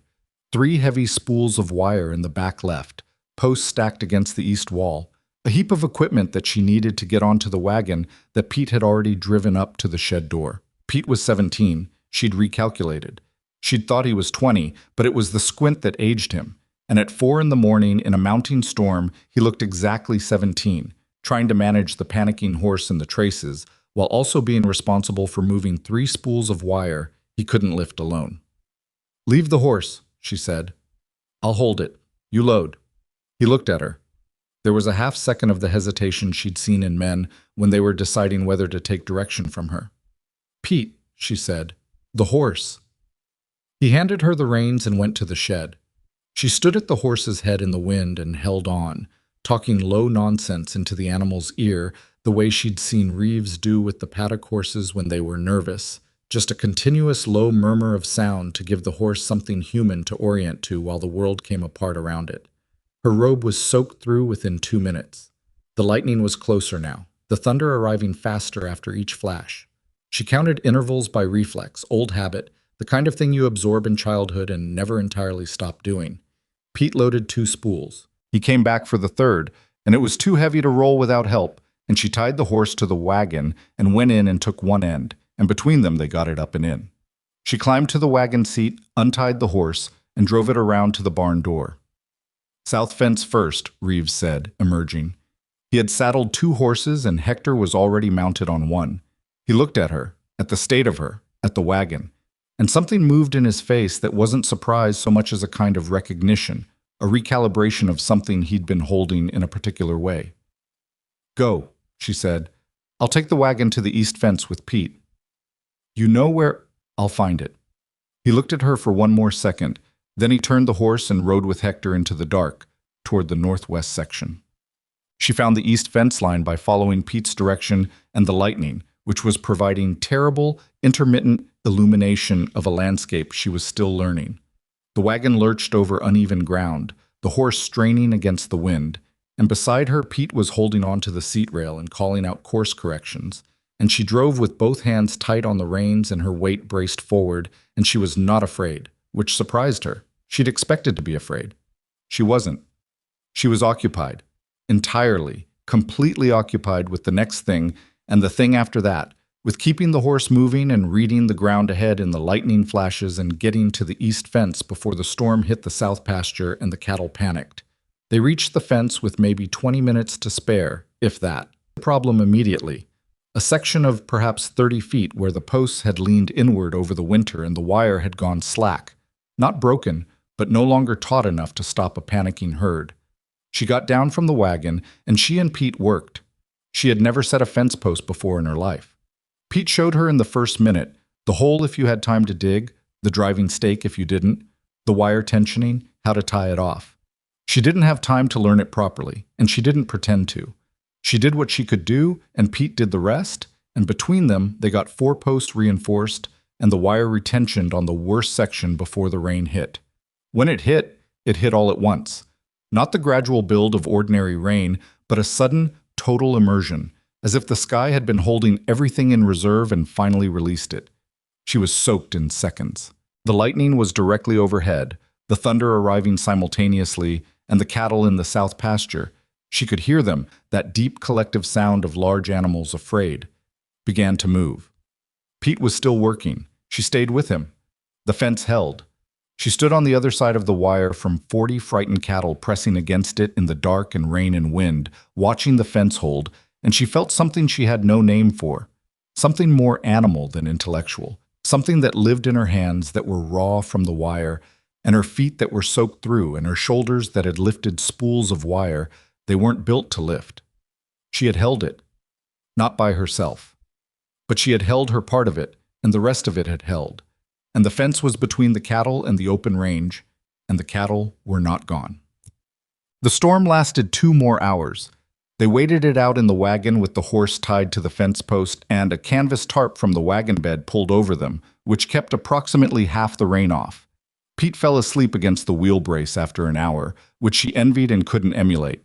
She sat awake listening to the storm move east, tracking it the way she now tracked everything on this land, with the attention of someone who has decided to learn the place she's in. When the sky began to lighten into gray, she left Pete asleep and walked the fence line in the aftermath, checking each post and the wire between them. 2 sections needed further reinforcement, and she noted where. The ground was a mess. Deep gouges from cattle hooves at the points where they'd pressed hardest, the grass beaten flat by the rain. But the herd was intact. She could count them in the growing light, moving slowly back from the fence into the pasture, their crisis apparently forgotten the way cattle forget crises the moment the pressure lifts. She heard the horse before she saw Reeves. He came around the north end of the fence line at a walk, mud to the horse's knees, and she could see from his posture that he was tired in the specific way of someone who has been working hard in bad conditions for several hours. He pulled up beside her. "Herd," she said. Northwest section held. Hector got the gap closed before they reached it. He looked down the fence line she'd been walking. East section. Held. Needs 2 posts reinforced, but it held. He looked at the fence, then at her. She was, she knew, a remarkable sight. Soaked through, mud on her robe and her hands, her hair having abandoned its arrangement some hours ago. She probably looked like something the storm had dragged in, because she essentially was. You drove the wagon out here in that, he said. Pete couldn't do it alone. Eliza. He said her name the way she'd said his earlier in the night, for the first time, and with the same quality of registering it. You tensioned wire in that storm. Pete tensioned it. I helped. He looked at her for a long moment from the horse. The herd, she said. 40 head east section, all present. He nodded slowly. I know. At current prices, I know what it is, he said. She held his gaze. The morning light was coming up properly now, pale and scrubbed clean by the storm, the sky moving from gray toward the particular washed-out blue that follows violent weather. Somewhere behind her, the cattle had settled into grazing. She could hear Pete beginning to stir in the wagon. I need to get back to the house, she said. Noah will be awake. Yes. She turned to walk back to the wagon. Eliza. She stopped. Thank you, he said. It was plain and direct the way he said everything. No ceremony, no excess. She didn't turn around. Don't thank me, she said. It's my ranch, too. She kept walking. Behind her, she heard him click his tongue at the horse and move away, and she thought about what she'd just said. My ranch, too, and waited for the part of her that was always monitoring her own presumption to object. It didn't. Noah was awake when she got back, sitting on the porch steps in the early morning light with a blanket around his shoulders, watching the sky. He looked her up and down when she climbed the porch steps. Mud, wet robe, ruined hair, a cut on her right palm from the wire that she hadn't noticed until now. You went out in it, he said. There was a fence that needed fixing. He considered this. Did it get fixed? It did. He nodded slowly, the way he nodded when he was processing something and hadn't finished. Reeves went too? Reeves went to the northwest section. Did his part get fixed? It did. Another slow nod. She sat down on the steps beside him, wet robe and all, because she was too tired to go in and change first, and the morning was already warm enough that the chill was leaving. He leaned against her side, which he'd started doing in the past few weeks. Not the clinging of a frightened child, but the casual lean of a child who is comfortable enough with a place to use it. Hector told me about the storm, Noah said. Yesterday, when he saw the clouds. He said this kind of country gets storms that test everybody, and you find out who people are. Hector said that? More or less. He used fewer words. She laughed, which surprised her. She was tired enough that her laughter came out slightly ragged at the edges. Noah looked up at her. Did you find out? Find out what? Who people are. She thought about Pete at 17 loading spools of wire in the wind without complaint. She thought about Hector riding into the dark toward the northwest section without being asked twice. She thought about Reeves, who had looked at her in the barn doorway and told her what he needed without patting it. She thought about herself, standing at the horse's head in the rising storm, talking nonsense into the animal's ear, holding on. Yes, she said. I think I did. Noah leaned against her a little more. The morning light lay across the yard and the mountains and the fence line in the distance and the pasture where 200 cattle were going about their day as if the night before had been nothing in particular. Is it good? Noah asked. What you found out? She looked at the ranch, this ranch that had been someone else's, then no one's, and was now somehow hers too. Yeah, she said. It is. She put her arm around him and they sat on the porch steps together in the aftermath of the storm. And the morning came in over the mountains clean and clear, and she let herself sit still in it for a few minutes before she went inside to start the coffee, because some mornings you earn the right to sit still, and this was one of them. The cut on her palm healed in 10 days, leaving a thin scar along the base of her ring finger that she would carry for the rest of her life. She noticed it sometimes when she was working, kneading bread, or writing in the ledger, or holding the reins on the wagon. A small, pale line that had no drama to it, no story anyone could read from the outside. She didn't mind it. She'd earned it honestly, which was more than she could say for some of the things she'd carried longer. The ranch in the weeks after the storm had a different quality to it, not transformed, nothing so complete or convenient as that, but shifted. The way furniture shifts when you move a single piece and suddenly the whole room has a different logic. Pete stopped the half-second hesitation before taking direction from her. Hector, who had never been unfriendly, became something closer to warm, bringing her things she hadn't asked for but clearly needed. An extra lamp for the kitchen table when she was working late on accounts. Information about the cattle she hadn't thought to ask about, but turned out to need. Small adjustments. Nothing announced. And Reeves. Reeves was harder to describe. He was not a man who changed visibly. He didn't become talkative or demonstrative or any of the things that lesser men might have performed to show that something had shifted between them.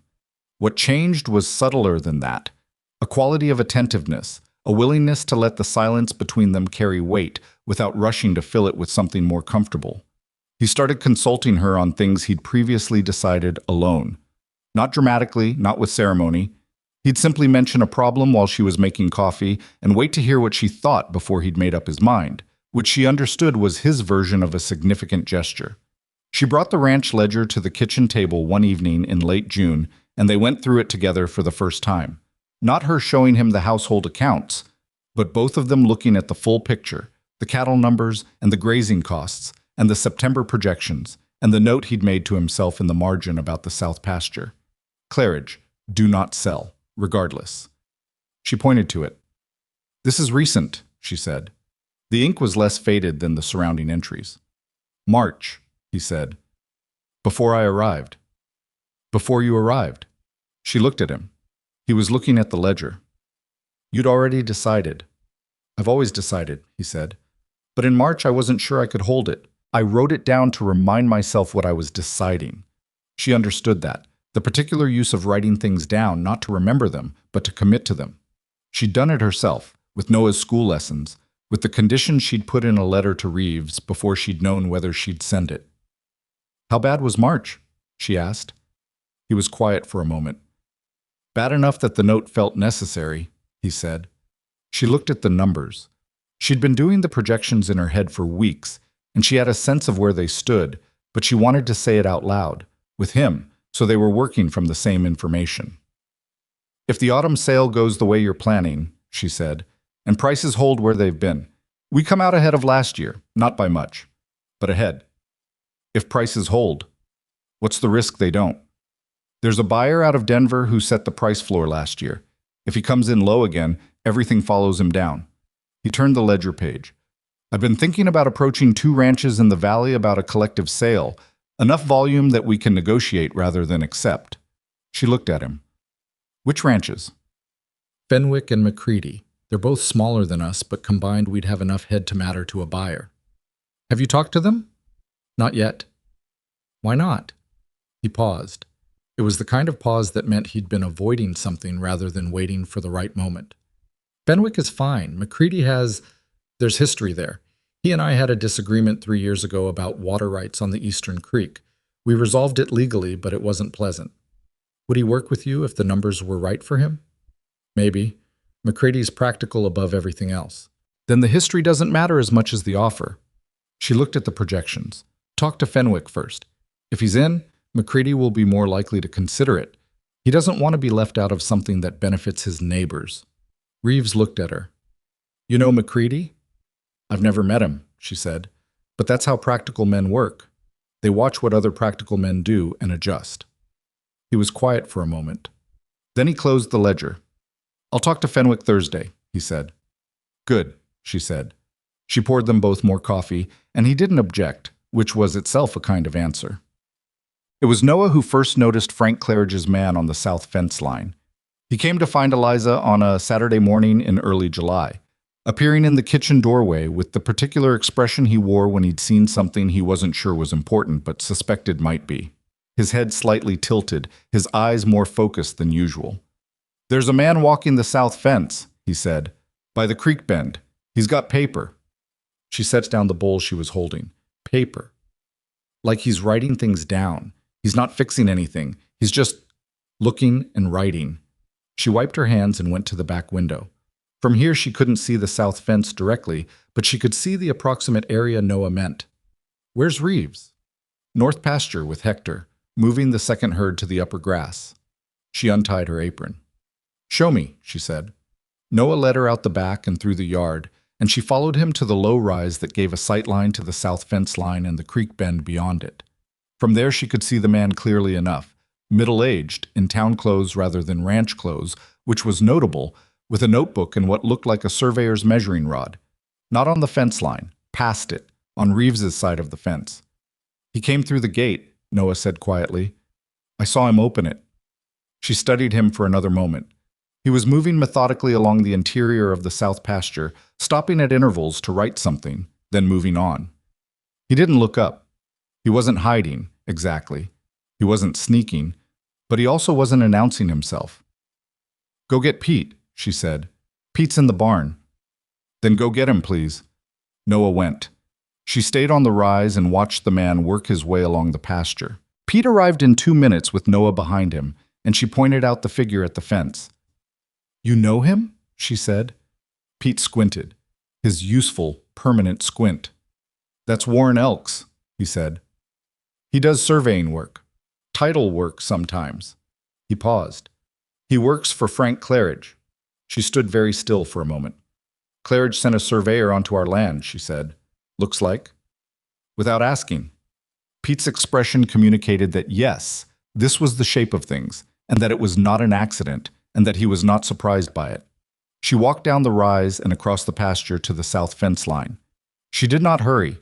She walked the way she'd learned to walk on this land, with purpose, covering ground efficiently, not performing anything for the benefit of whoever was watching. Warren Elks didn't notice her until she was 20 feet away.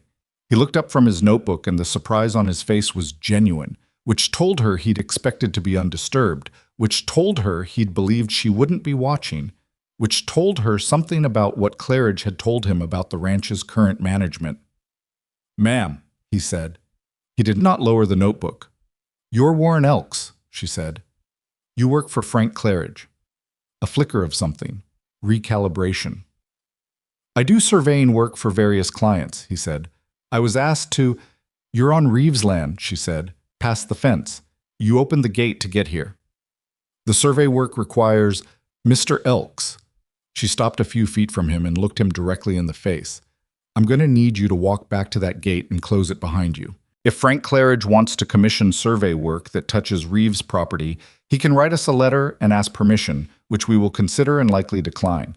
But whatever he asked you to do today, you're going to need to stop doing it." He looked at her. He was weighing it. She could see him doing it, estimating her authority, estimating Claridge's instructions against the reality of a woman standing in front of him on a July morning with absolute certainty in her posture. "Mrs. Reeves," he said, with the specific hesitation that precedes an argument. "I know your survey is incomplete," she said. "I know you'll have to go back to Claridge without the information he sent you for. That's between you and him. But you're not completing it on this property today." He closed the notebook. He walked to the gate, went through it, and latched it behind him. He didn't look back. She watched him cross the south field toward the road, and then she stood at the fence for a moment, looking at the land he'd been measuring, the creek bend, the south pasture, the grass that was better than anything Claridge had on his side of the property line, which was the whole point. "Did he go?" Noah called from the rise. "He went," she said. She told Reeves that evening after supper while Noah was outside. She told it the same way she told him everything, directly, in sequence, without editorializing. Reeves listened without interrupting. His coffee sat untouched. When she finished, he was quiet for a moment. "Claridge sent a surveyor onto my land," he said. Not a question. "Without permission. On a Saturday, when he'd have reason to think you might be busy with the herd move." She paused. He knew about the herd move. Reeves looked at her. "Someone told him your schedule," she said. "Or he's been watching." "He's been watching," Reeves said. It came out flat and certain. "He's been watching for 3 years. Every time I've been in a tight season, he knows. Every time I've had a loss, he's made an offer within 2 weeks. He has a source," she said, "or he just pays attention." He stood up from the table and went to the window. He stood with his hands on the sill the way he stood when he was working something out. Not pacing, not restless, just still, letting the thought complete itself. The survey was for the title. I think so. If there's a question about the title on the south pasture, he could challenge the boundary. Tie it up in the land office for months. Meanwhile, I can't sell from that section, which means my autumn numbers are short, which means he makes his offer when you're most likely to take it, she said. He turned from the window. Did Elks get what he needed before you found him? I don't know. Noah said he'd been there a while before he noticed him. She met his eyes. I'm sorry, I should have. You found him and you removed him, Reeves said. That's not a failure. I want to know if there's a title question, she said. Is there anything in the property records that Claridge could use? Reeves came back to the table. He sat down and put his hands flat on the surface, looking at them. There was something in his posture, a heaviness, not defeat, but the particular weight of a man about to say something he's been carrying without saying it. The south pasture, he said. When I bought it, it was from an estate sale. The man who'd owned it had been there 40 years, no deed filed properly with the territory, everything on a handshake arrangement with the county. I had it cleared through the land office when I bought it, but the original claim wasn't clean, and the land office recorder that year was. There were questions later about how carefully he was keeping records. She held very still. How serious are the questions? Serious enough that if someone with money and time wanted to push on it, they might find something to push on. And Claridge knows this. He knows enough to try. He looked at her. The survey was probably looking for the original boundary stakes. If they've shifted or if they were never properly established, he can claim the boundary isn't what we've been operating on. She thought about this carefully. We need to go to the land office, she said. Before he does, get copies of everything they have on the original claim and our purchase. If there are gaps, we need to know what they are before he does. That means a lawyer. Yes. Lawyers cost. I know what lawyers cost, she said, and I know what the south pasture is worth. Run me the numbers. She pulled the ledger toward her. If we lose that section to a boundary dispute, what's the impact on Autumn? He told her. She wrote it down and looked at it. Then we spend the money on a lawyer, she said. We go to the land office Monday. We get ahead of this. He looked at her across the table. The lamp was between them in its usual place, the familiar geometry of these evening conversations, and his face in the lamplight held something she'd learned to identify over the past months. Not gratitude exactly, because he wasn't a man who expressed gratitude with his face. It was more like a quality of arrival, the expression of someone who has been carrying something at an angle and has found someone to help carry it straight. All right, he said. I'll write to the land office in the morning, she said. Do you know who the current recorder is? Man named Aldous Price.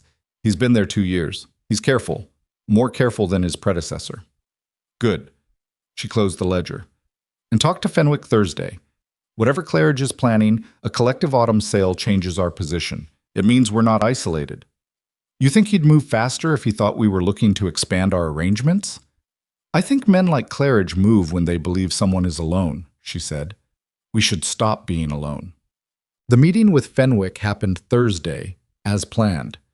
Reeves came back that evening and sat down at the kitchen table while she was finishing the supper dishes and said, He's in, with the specific economy of a man reporting a result he'd prepared himself for either outcome on. All of it, she said. All of it. He'll commit 40 head to a collective sale if we can get the terms arranged before September. He's had the same trouble with the Denver buyer, so knows the man's been setting prices low deliberately. And McCready? Fenwick's going to approach him. He paused. He said it would come better from him than from me. She acknowledged this without comment. The water rights history was the water rights history, and working around it was more practical than confronting it. When Fenwick approaches McCready, she said, make sure he knows the arrangement gives McCready full say over his own sale price within the collective minimum. He'll want autonomy. Reeves looked at her. How do you know that about McCready? I met him in town last week, at the feed store. We talked for about 10 minutes. You didn't tell me. I'm telling you now. She dried her hands on the kitchen towel. He's proud. He'd have taken the water rights dispute personally, even if the outcome was fair, which means he needs to feel like an equal participant in whatever we're proposing, not someone being brought in as a number. Reeves was quiet for a moment. What did you talk to him about?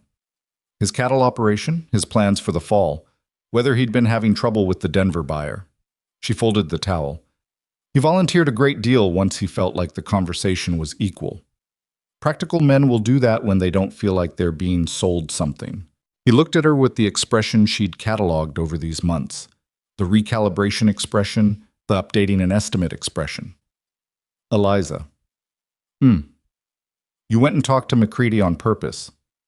I went to the feed store to price out Salt Lick, and I happened to see McCready, and I talked to him. That's all. She picked up the ledger and took it to the table. She could feel him watching her. She didn't look up. That's not all, he said. She looked up. He wasn't accusing her of anything. He was looking at her with something that was closer to wonder than she'd expected to see on his particular face, which was not generally a face that wandered into wonder. I didn't want you walking into the Claridge situation without as much information as possible, she said. The more ranchers in this valley who are working together rather than separately, the harder it is for one buyer or one neighbor to isolate any of us. He said nothing for a moment. Then, when I made you that offer on the station platform, you didn't make it on the platform, she said. You made it on Mrs. Craddock's porch. When I made you the offer, he said again, with the slight patience of someone who is making a point, I thought I was solving a practical problem. I thought I was getting someone who could run a house and keep the books straight. She waited. I didn't think... He stopped. He turned his coffee cup. He had a habit, she'd noticed, of turning things in his hands when he was working out how to say something true without saying too much of it. I didn't think it would be like this. Like what? She said quietly. He looked at her. Like having someone on the same side, he said. The kitchen was quiet. Outside, the evening sounds of the ranch came through the walls. The horses settling, Pete's voice from the bunkhouse, the creek audible in the distance. She looked at her husband across the kitchen table, the man she'd married 6 days after meeting him, for practical reasons, with full knowledge that it might be a very bad idea. The man who fed a dog that wasn't there anymore and had written "do not sell," regardless in a margin to remind himself of his own resolve. The man who had watched Noah ride Della for the first time and said, keep your heels down, because that was what Noah needed, and he had known it without being told. Colton, she said. He looked at her. I'm on the same side, she said. It was not a declaration of anything. It was a statement of fact, plain as anything in the ledger. But the way he received it, the slight stilling of his hands, the quality of the quiet that followed, told her it landed with more weight than its plainness suggested. I know, he said. The land office was in the county seat, a half-day's drive from Red Willow Creek. They went on a Monday, leaving Noah with Hector. Noah's reaction to this was to ask 3 times whether Hector would let him help with the morning feeding, and then to fall asleep on the porch with Hector's dog before they were even out of sight, which Eliza found reassuring. Aldous Price, the land office recorder, was a thin man with wire glasses and the organized, careful manner of someone who takes his record-keeping seriously enough to have fought for the position. He received them in his small office surrounded by the specific topography of a man who processes paper for a living, stacks and files and ledgers in a system that looked chaotic and probably wasn't. She had written ahead. He had the files already on his desk. The original claim, Price said, laying out documents, was filed by a man named Ebersole in 1831. Territory claim, not yet statehood. The filing is, as you can see, incomplete by later standards. The boundary descriptions are by natural landmarks rather than survey stakes, which was common practice at the time. Can those descriptions be disputed? She asked. Price looked at her over his glasses. He'd looked at her when they came in with the particular assessment of a man deciding whether she was going to be a problem or an asset to this conversation, and she'd watched him revise his estimate quickly. Natural landmark descriptions can be disputed if the landmarks have changed, he said. The creek bend in particular. The creek has shifted, Reeves said. Spring flooding. It moves every few years. Then the south boundary described as following the western bank of Redtail Creek could be argued to have shifted with the creek. Price folded his hands, which would mean the boundary is now where the creek currently runs, rather than where it ran in 1831. Which would move the boundary north, Eliza said, into our pasture. By approximately 40 to 60 feet, if the creek has moved as much as I'd estimate from the survey maps. He paused. Has someone commissioned a recent survey? Reeves looked at her. We had an unauthorized surveyor on the property last Saturday, she said, working for a neighbor who's been interested in purchasing the south pasture. Price was quiet for a moment. He removed his glasses and cleaned them with the care of a man thinking while his hands did something else. If that surveyor was documenting current creek position, he said, and the neighbor files a boundary challenge based on the creek shift, the land office would be required to consider it. How long would consideration take, she asked. A formal dispute with proper documentation, 4 to 6 months minimum, possibly longer if it goes to the territory court. And during a formal dispute, can we sell from the contested section? Not without disclosing the dispute to any buyer, which would affect the sale value, certainly, and might prevent sale entirely depending on the buyer. She looked at Reeves. He was looking at the documents on the desk. His face was doing the thing it did when he was absorbing something and deciding what to do with it. Not closing down, but going inward, very briefly, before coming back out with a plan. What would resolve it definitively, she asked. A proper survey establishing the original 1831 boundary markers, Price said. If those stakes can be found, or their positions established from the original description with sufficient accuracy, the historical boundary takes precedence over creek drift. He paused.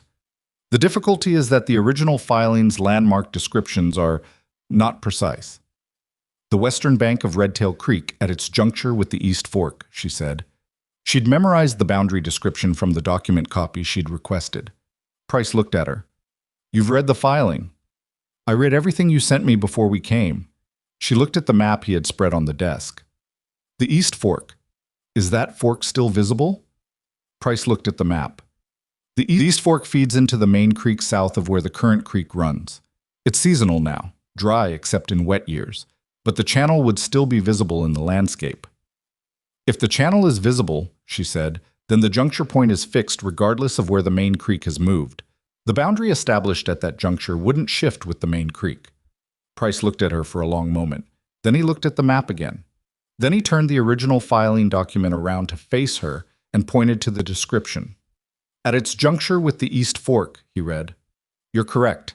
If the East Fork channel establishes a fixed point, the creek drift argument fails. The boundary is at the juncture, not following the creek generally. We need someone to document the East Fork channel's position, she said. A licensed surveyor, yes. She looked at Reeves. Do we have a surveyor we can commission? There's one in the county seat. He looked at Price. Not Elks. Not Elks, Price agreed, with the neutrality of a man who knows more than he's saying. Can we commission a survey immediately? She asked. I can provide a referral letter today, Price said. The surveyor, a man named Garrett, typically has a 2-week wait, but for a boundary matter with a pending dispute risk, he can usually move faster. Then we'd like the referral letter, she said. Price began writing. Reeves leaned over to Eliza while Price's attention was on the paper.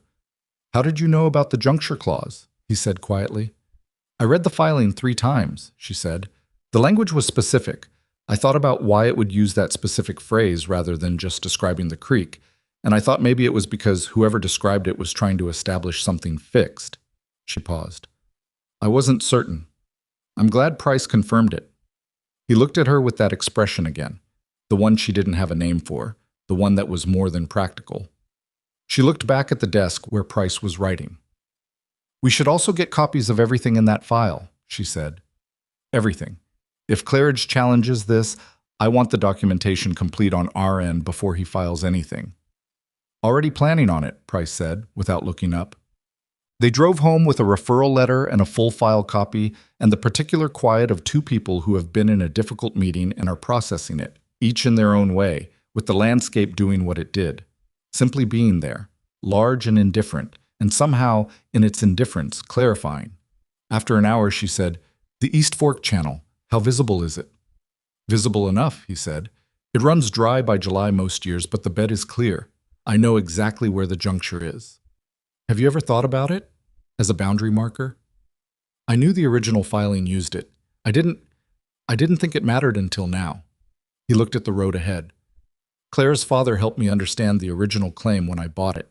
He was a careful man about property. He's the one who pointed out the East Fork language. He paused.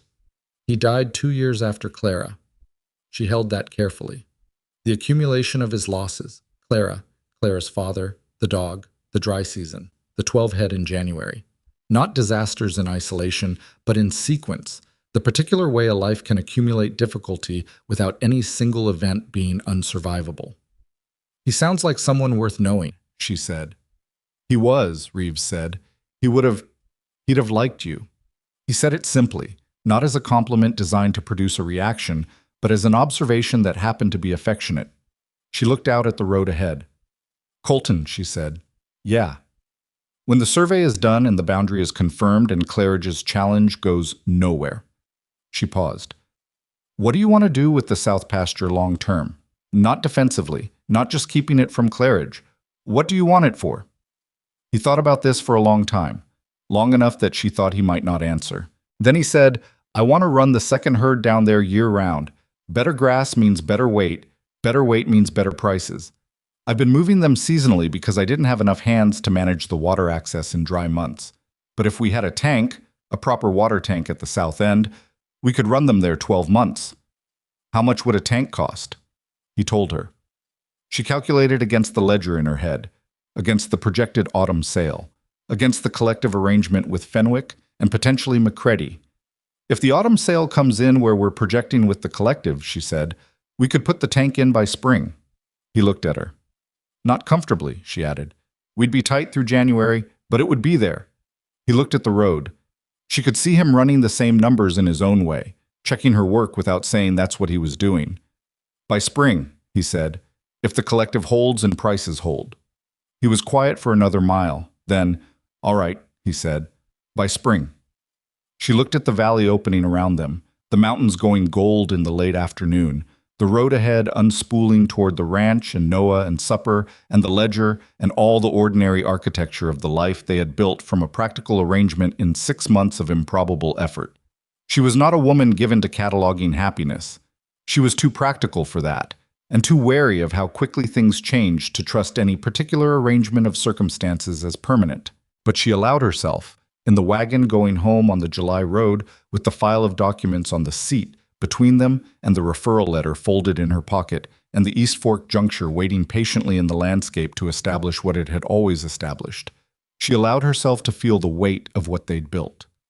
It was not what she'd imagined when she'd answered the advertisement.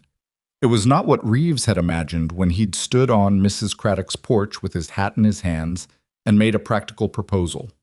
It was something neither of them had planned for, which meant it was something neither of them had been careful enough to prevent. The wagon came over the last rise before the ranch road, and she could see the smoke from the kitchen stove and Noah sitting on the paddock fence next to Hector, watching the horses. And Reeves turned off the main road onto their road, and the horses knew it and picked up their pace without being asked, the way animals do when they're going home. She didn't say anything, neither did he. Some things didn't need saying yet. They needed time, and ordinary days, and the slow accumulation of evidence, which was, she had come to believe, the only honest way to know anything that mattered. She let the horses carry them home. Garrett the surveyor arrived on a Wednesday in the third week of July, driving a one-horse buggy loaded with equipment and accompanied by a young assistant who didn't speak much and worked with the focused efficiency of someone being paid by the task. He was a compact, methodical man who asked good questions and then stopped asking them and went to work, which Eliza appreciated. She showed him the land office file copy, pointed him toward the South Pasture, and let him do what he'd been commissioned to do. He found the East Fork Channel in the first hour. It was dry, as Reeves had said it would be in July, just a shallow depression in the earth, maybe 3 feet wide, running southeast from the main creek with the particular clarity of a channel that had carried water for long enough to shape the ground permanently. The juncture point where the East Fork met the main creek was unambiguous once you were standing at it, a V of land where the two beds converged, and Garrett marked it with the precision of a man who understood that his work was going to be read by people with competing interests and needed to be unassailable. Reeves walked the survey with him for the first part of the morning, then handed him over to Pete and came back to the house. He sat at the kitchen table and drank his coffee and said nothing, which was his version of visible anxiety. She had learned. Not pacing, not talking, just the stillness of someone waiting for an outcome they can't control. She put a plate of biscuits on the table and sat across from him. If the juncture is where you think it is, she said, the boundary holds. It's where I think it is. Then this is already decided. We're just documenting it. He looked at his coffee. Claridge could still challenge it, even with a clean survey. He could, and then Aldous Price has our documentation and our survey, and the original filing language, and Claridge has a creek that has moved, which is not the same as a boundary that has moved. She broke a biscuit in half. Price knows the difference, and I think Price has seen Elks's work before and has opinions about it. Something shifted in Reeves's face, the slight loosening around the eyes that meant he'd found something either funny or true, and with him it was usually both. "You got all that from one meeting with Price," he said. "He cleaned his glasses twice when Elks's name came up," she said. "Men who clean their glasses when a name comes up have opinions about that name." He picked up a biscuit.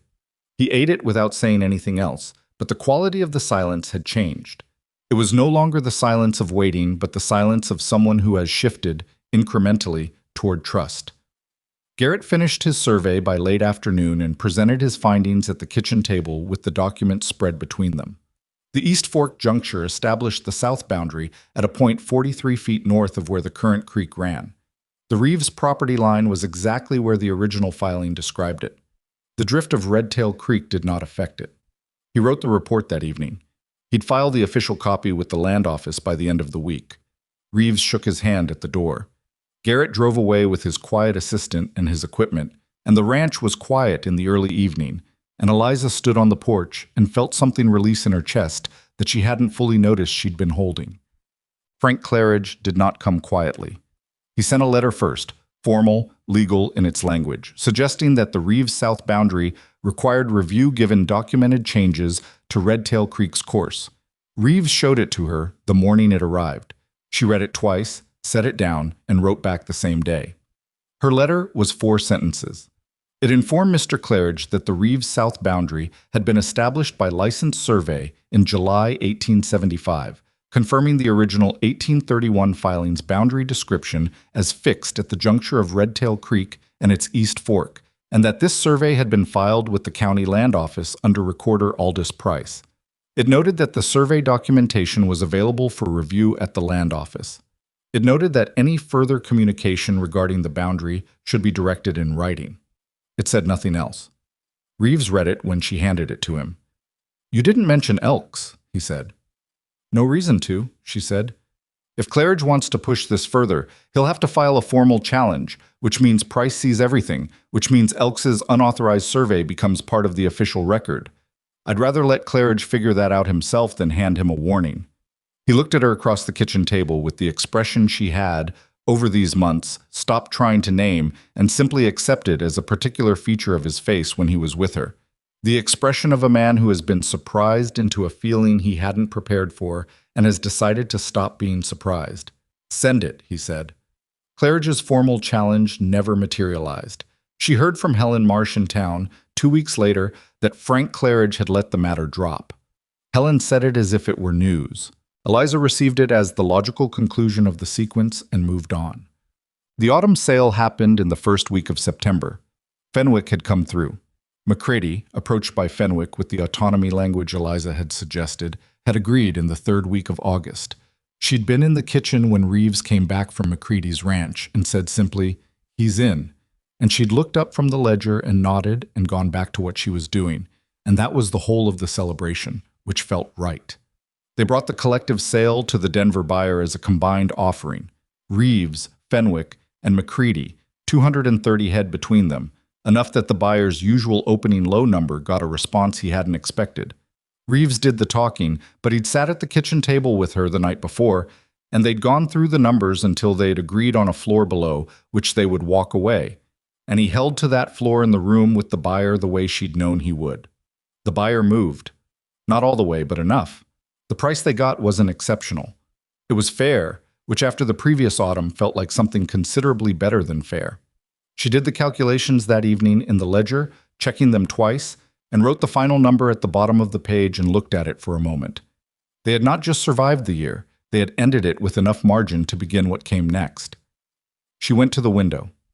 Outside, the last of the day's light was sitting on the mountains in that specific way it did in September, lower and more golden than summer, the angle of it suggesting the year was gathering itself before the turn. Reeves was in the paddock with Noah, the two of them working with one of the younger horses, a chestnut gelding they'd taken in from a neighbor in lieu of a debt in August. Noah was on the fence rail, watching with the focused attention he gave to animals and to Reeves, those two categories of thing he trusted most on this land. She watched them from the window for a moment. She was not a woman who watched her own life with detachment. She was too much inside it for that. But occasionally, in these late-day moments when things were quiet and the immediate press of the next task hadn't arrived yet, she caught a glimpse of the whole of it from a slight distance. What it looked like from outside. What someone else would see.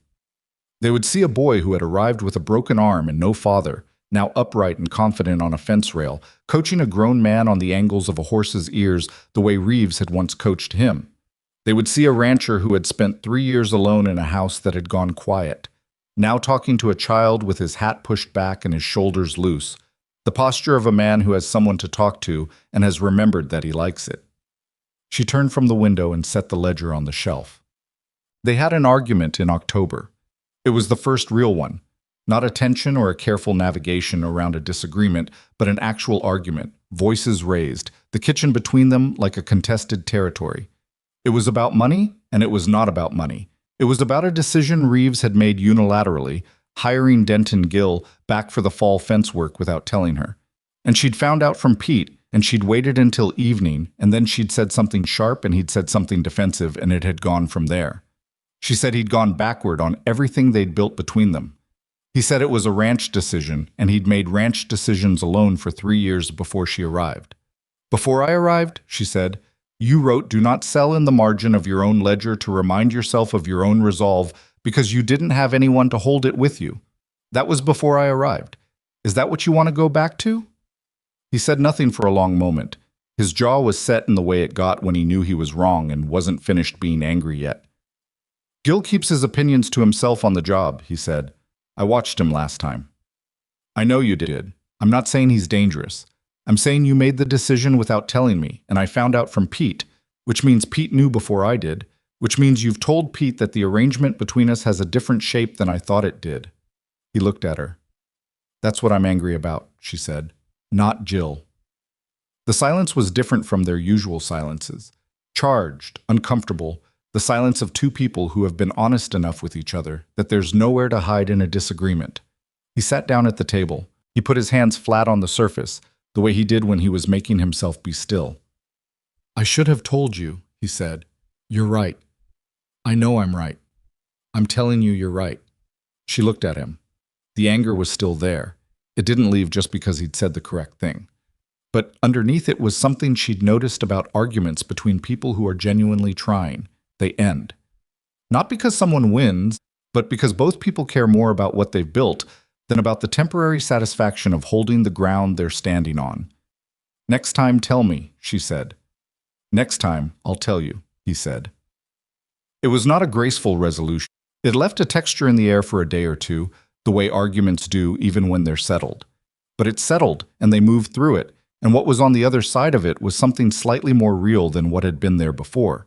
A tested thing, which is more durable than an untested one. She thought about that sometimes.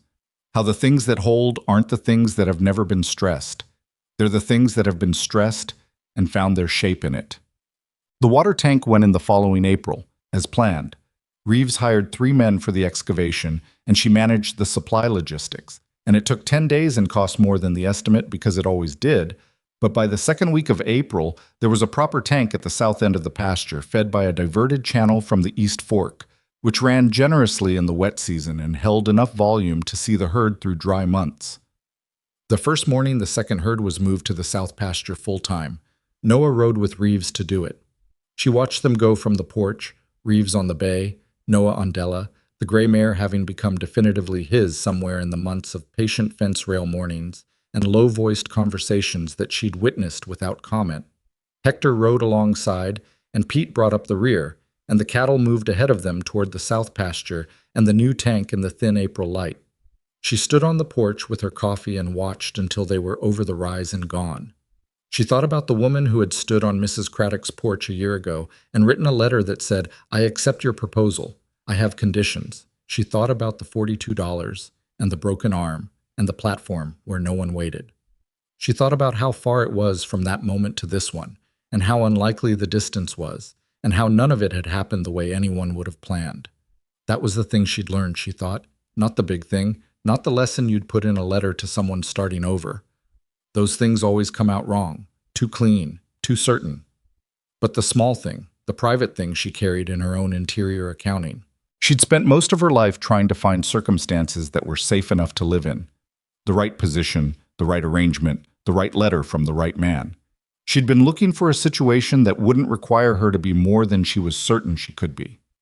What she'd found instead was this: a situation that required everything she had, all the time, with no guarantee and no safety net, and the discovery that she had more than she'd known.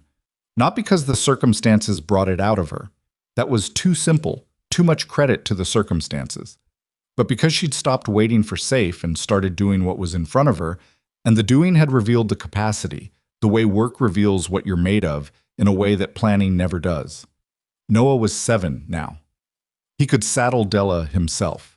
He could read the cattle's movement from a distance with the instinct of a child who has grown up watching, and he used words like juncture and collective in sentences without knowing they were complicated words, because he'd heard them used plainly around the kitchen table and absorbed them as ordinary.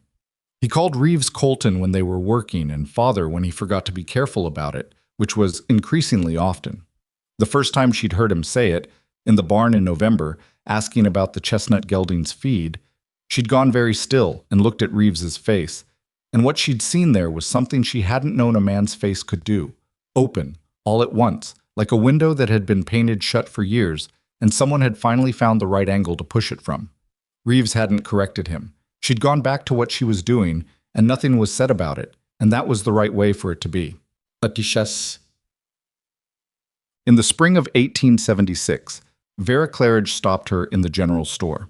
Not to probe this time, not with the measuring social attention of the previous year. She was simply there, buying fabric, and Eliza was buying lamp oil, and they were in the same aisle, and Vera said, "The collective sale arrangement, Bray. McCready was talking about it at the Fenwick supper.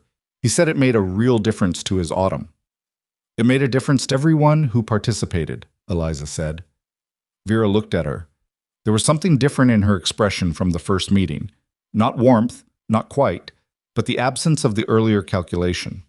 The look of a woman who has updated her estimate and is not embarrassed to show it. "Frank has been looking at water improvements for the north pasture," Vera said. "I don't suppose you wouldn't know anyone who could advise on the engineering of a tank system." Eliza looked at her. She thought about what it had cost Vera Claridge to ask that, given everything her husband had done in the past year. She thought about what it said about Vera that she'd asked it anyway. "I can give you the name of the contractor we used," she said. "He does good work, and he'll give you an honest estimate." Vera nodded once. It was the nod of a woman accepting something gracefully. "Thank you," she said. They parted without further conversation. Eliza paid for her lamp oil and walked out into the main street of Red Willow Creek and stood for a moment in the spring light, thinking about the particular way things shift in small communities. Not all at once, not dramatically, but by accumulation, one updated estimate at a time. Until one day the town you're in is different from the one you arrived in, or perhaps you're different, or most likely both. She had not been accepted by this town. Acceptance was the wrong word for what had happened. Too passive, too much a gift from the town to her. What had happened was something she'd built, interaction by interaction, decision by decision, the same way she'd built everything else on this land, by showing up and doing the work and not waiting for permission. That evening, she and Reeves sat on the porch after Noah was asleep, which they'd taken to doing in the warmer months. Not every night, not as a scheduled thing, but often enough that it had become part of the rhythm of the place. He had his coffee, and she had hers, and the valley was doing what it did in the evenings, going from gold to purple to the particular deep blue that preceded full dark. "Vera Claridge asked me for a contractor referral today," she said. He looked at her. "For?" "Tank system, North Pasture water improvements." He was quiet for a moment. "Frank's changing approach," he said. "I think Vera is changing his approach," she said. He considered this. "You gave her the referral?" "I gave her the contractor's name." He turned his coffee cup. "That's generous, given everything." "It's practical," she said. "A neighbor with water improvements is a more stable neighbor. Stable neighbors make better land partners than desperate ones." She paused.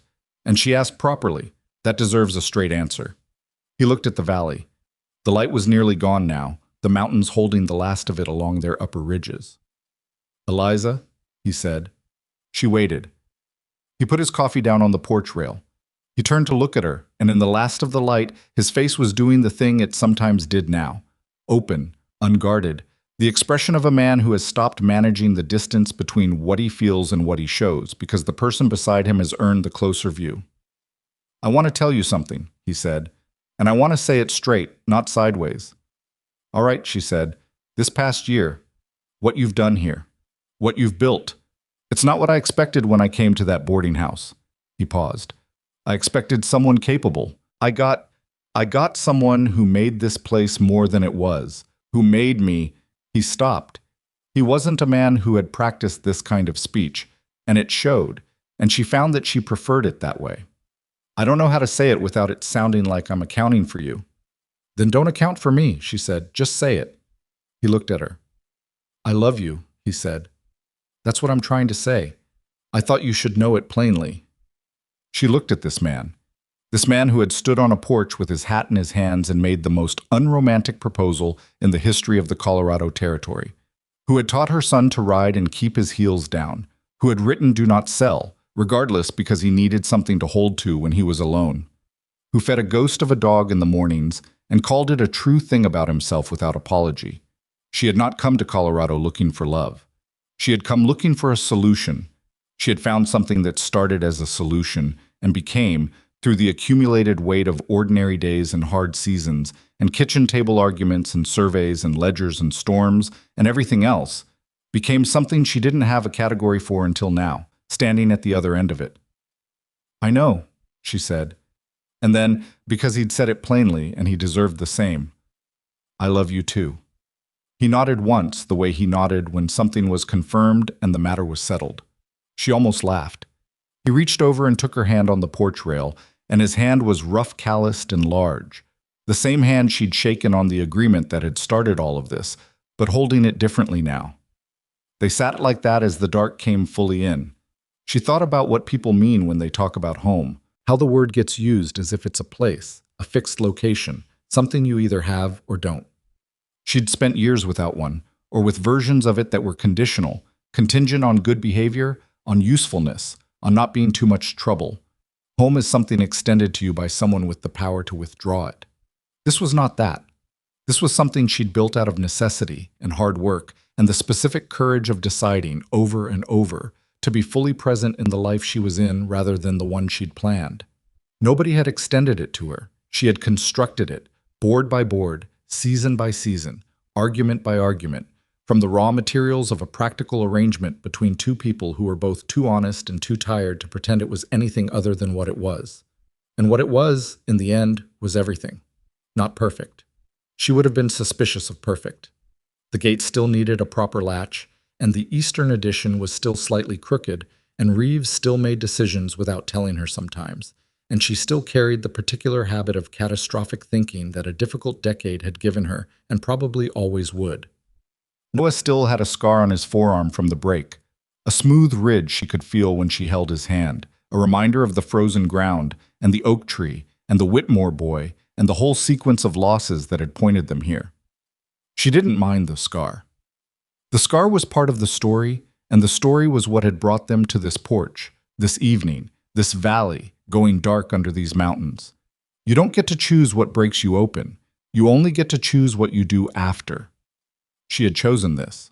Every day, in 100 small decisions and a few large ones, she had chosen this life and this man and this land and this boy who called him father when he forgot to be careful, which was more and more now, which was the way things ought to go. The mountains disappeared into the dark. The ranch settled into its night sounds. Somewhere in the paddock, Della moved and was still.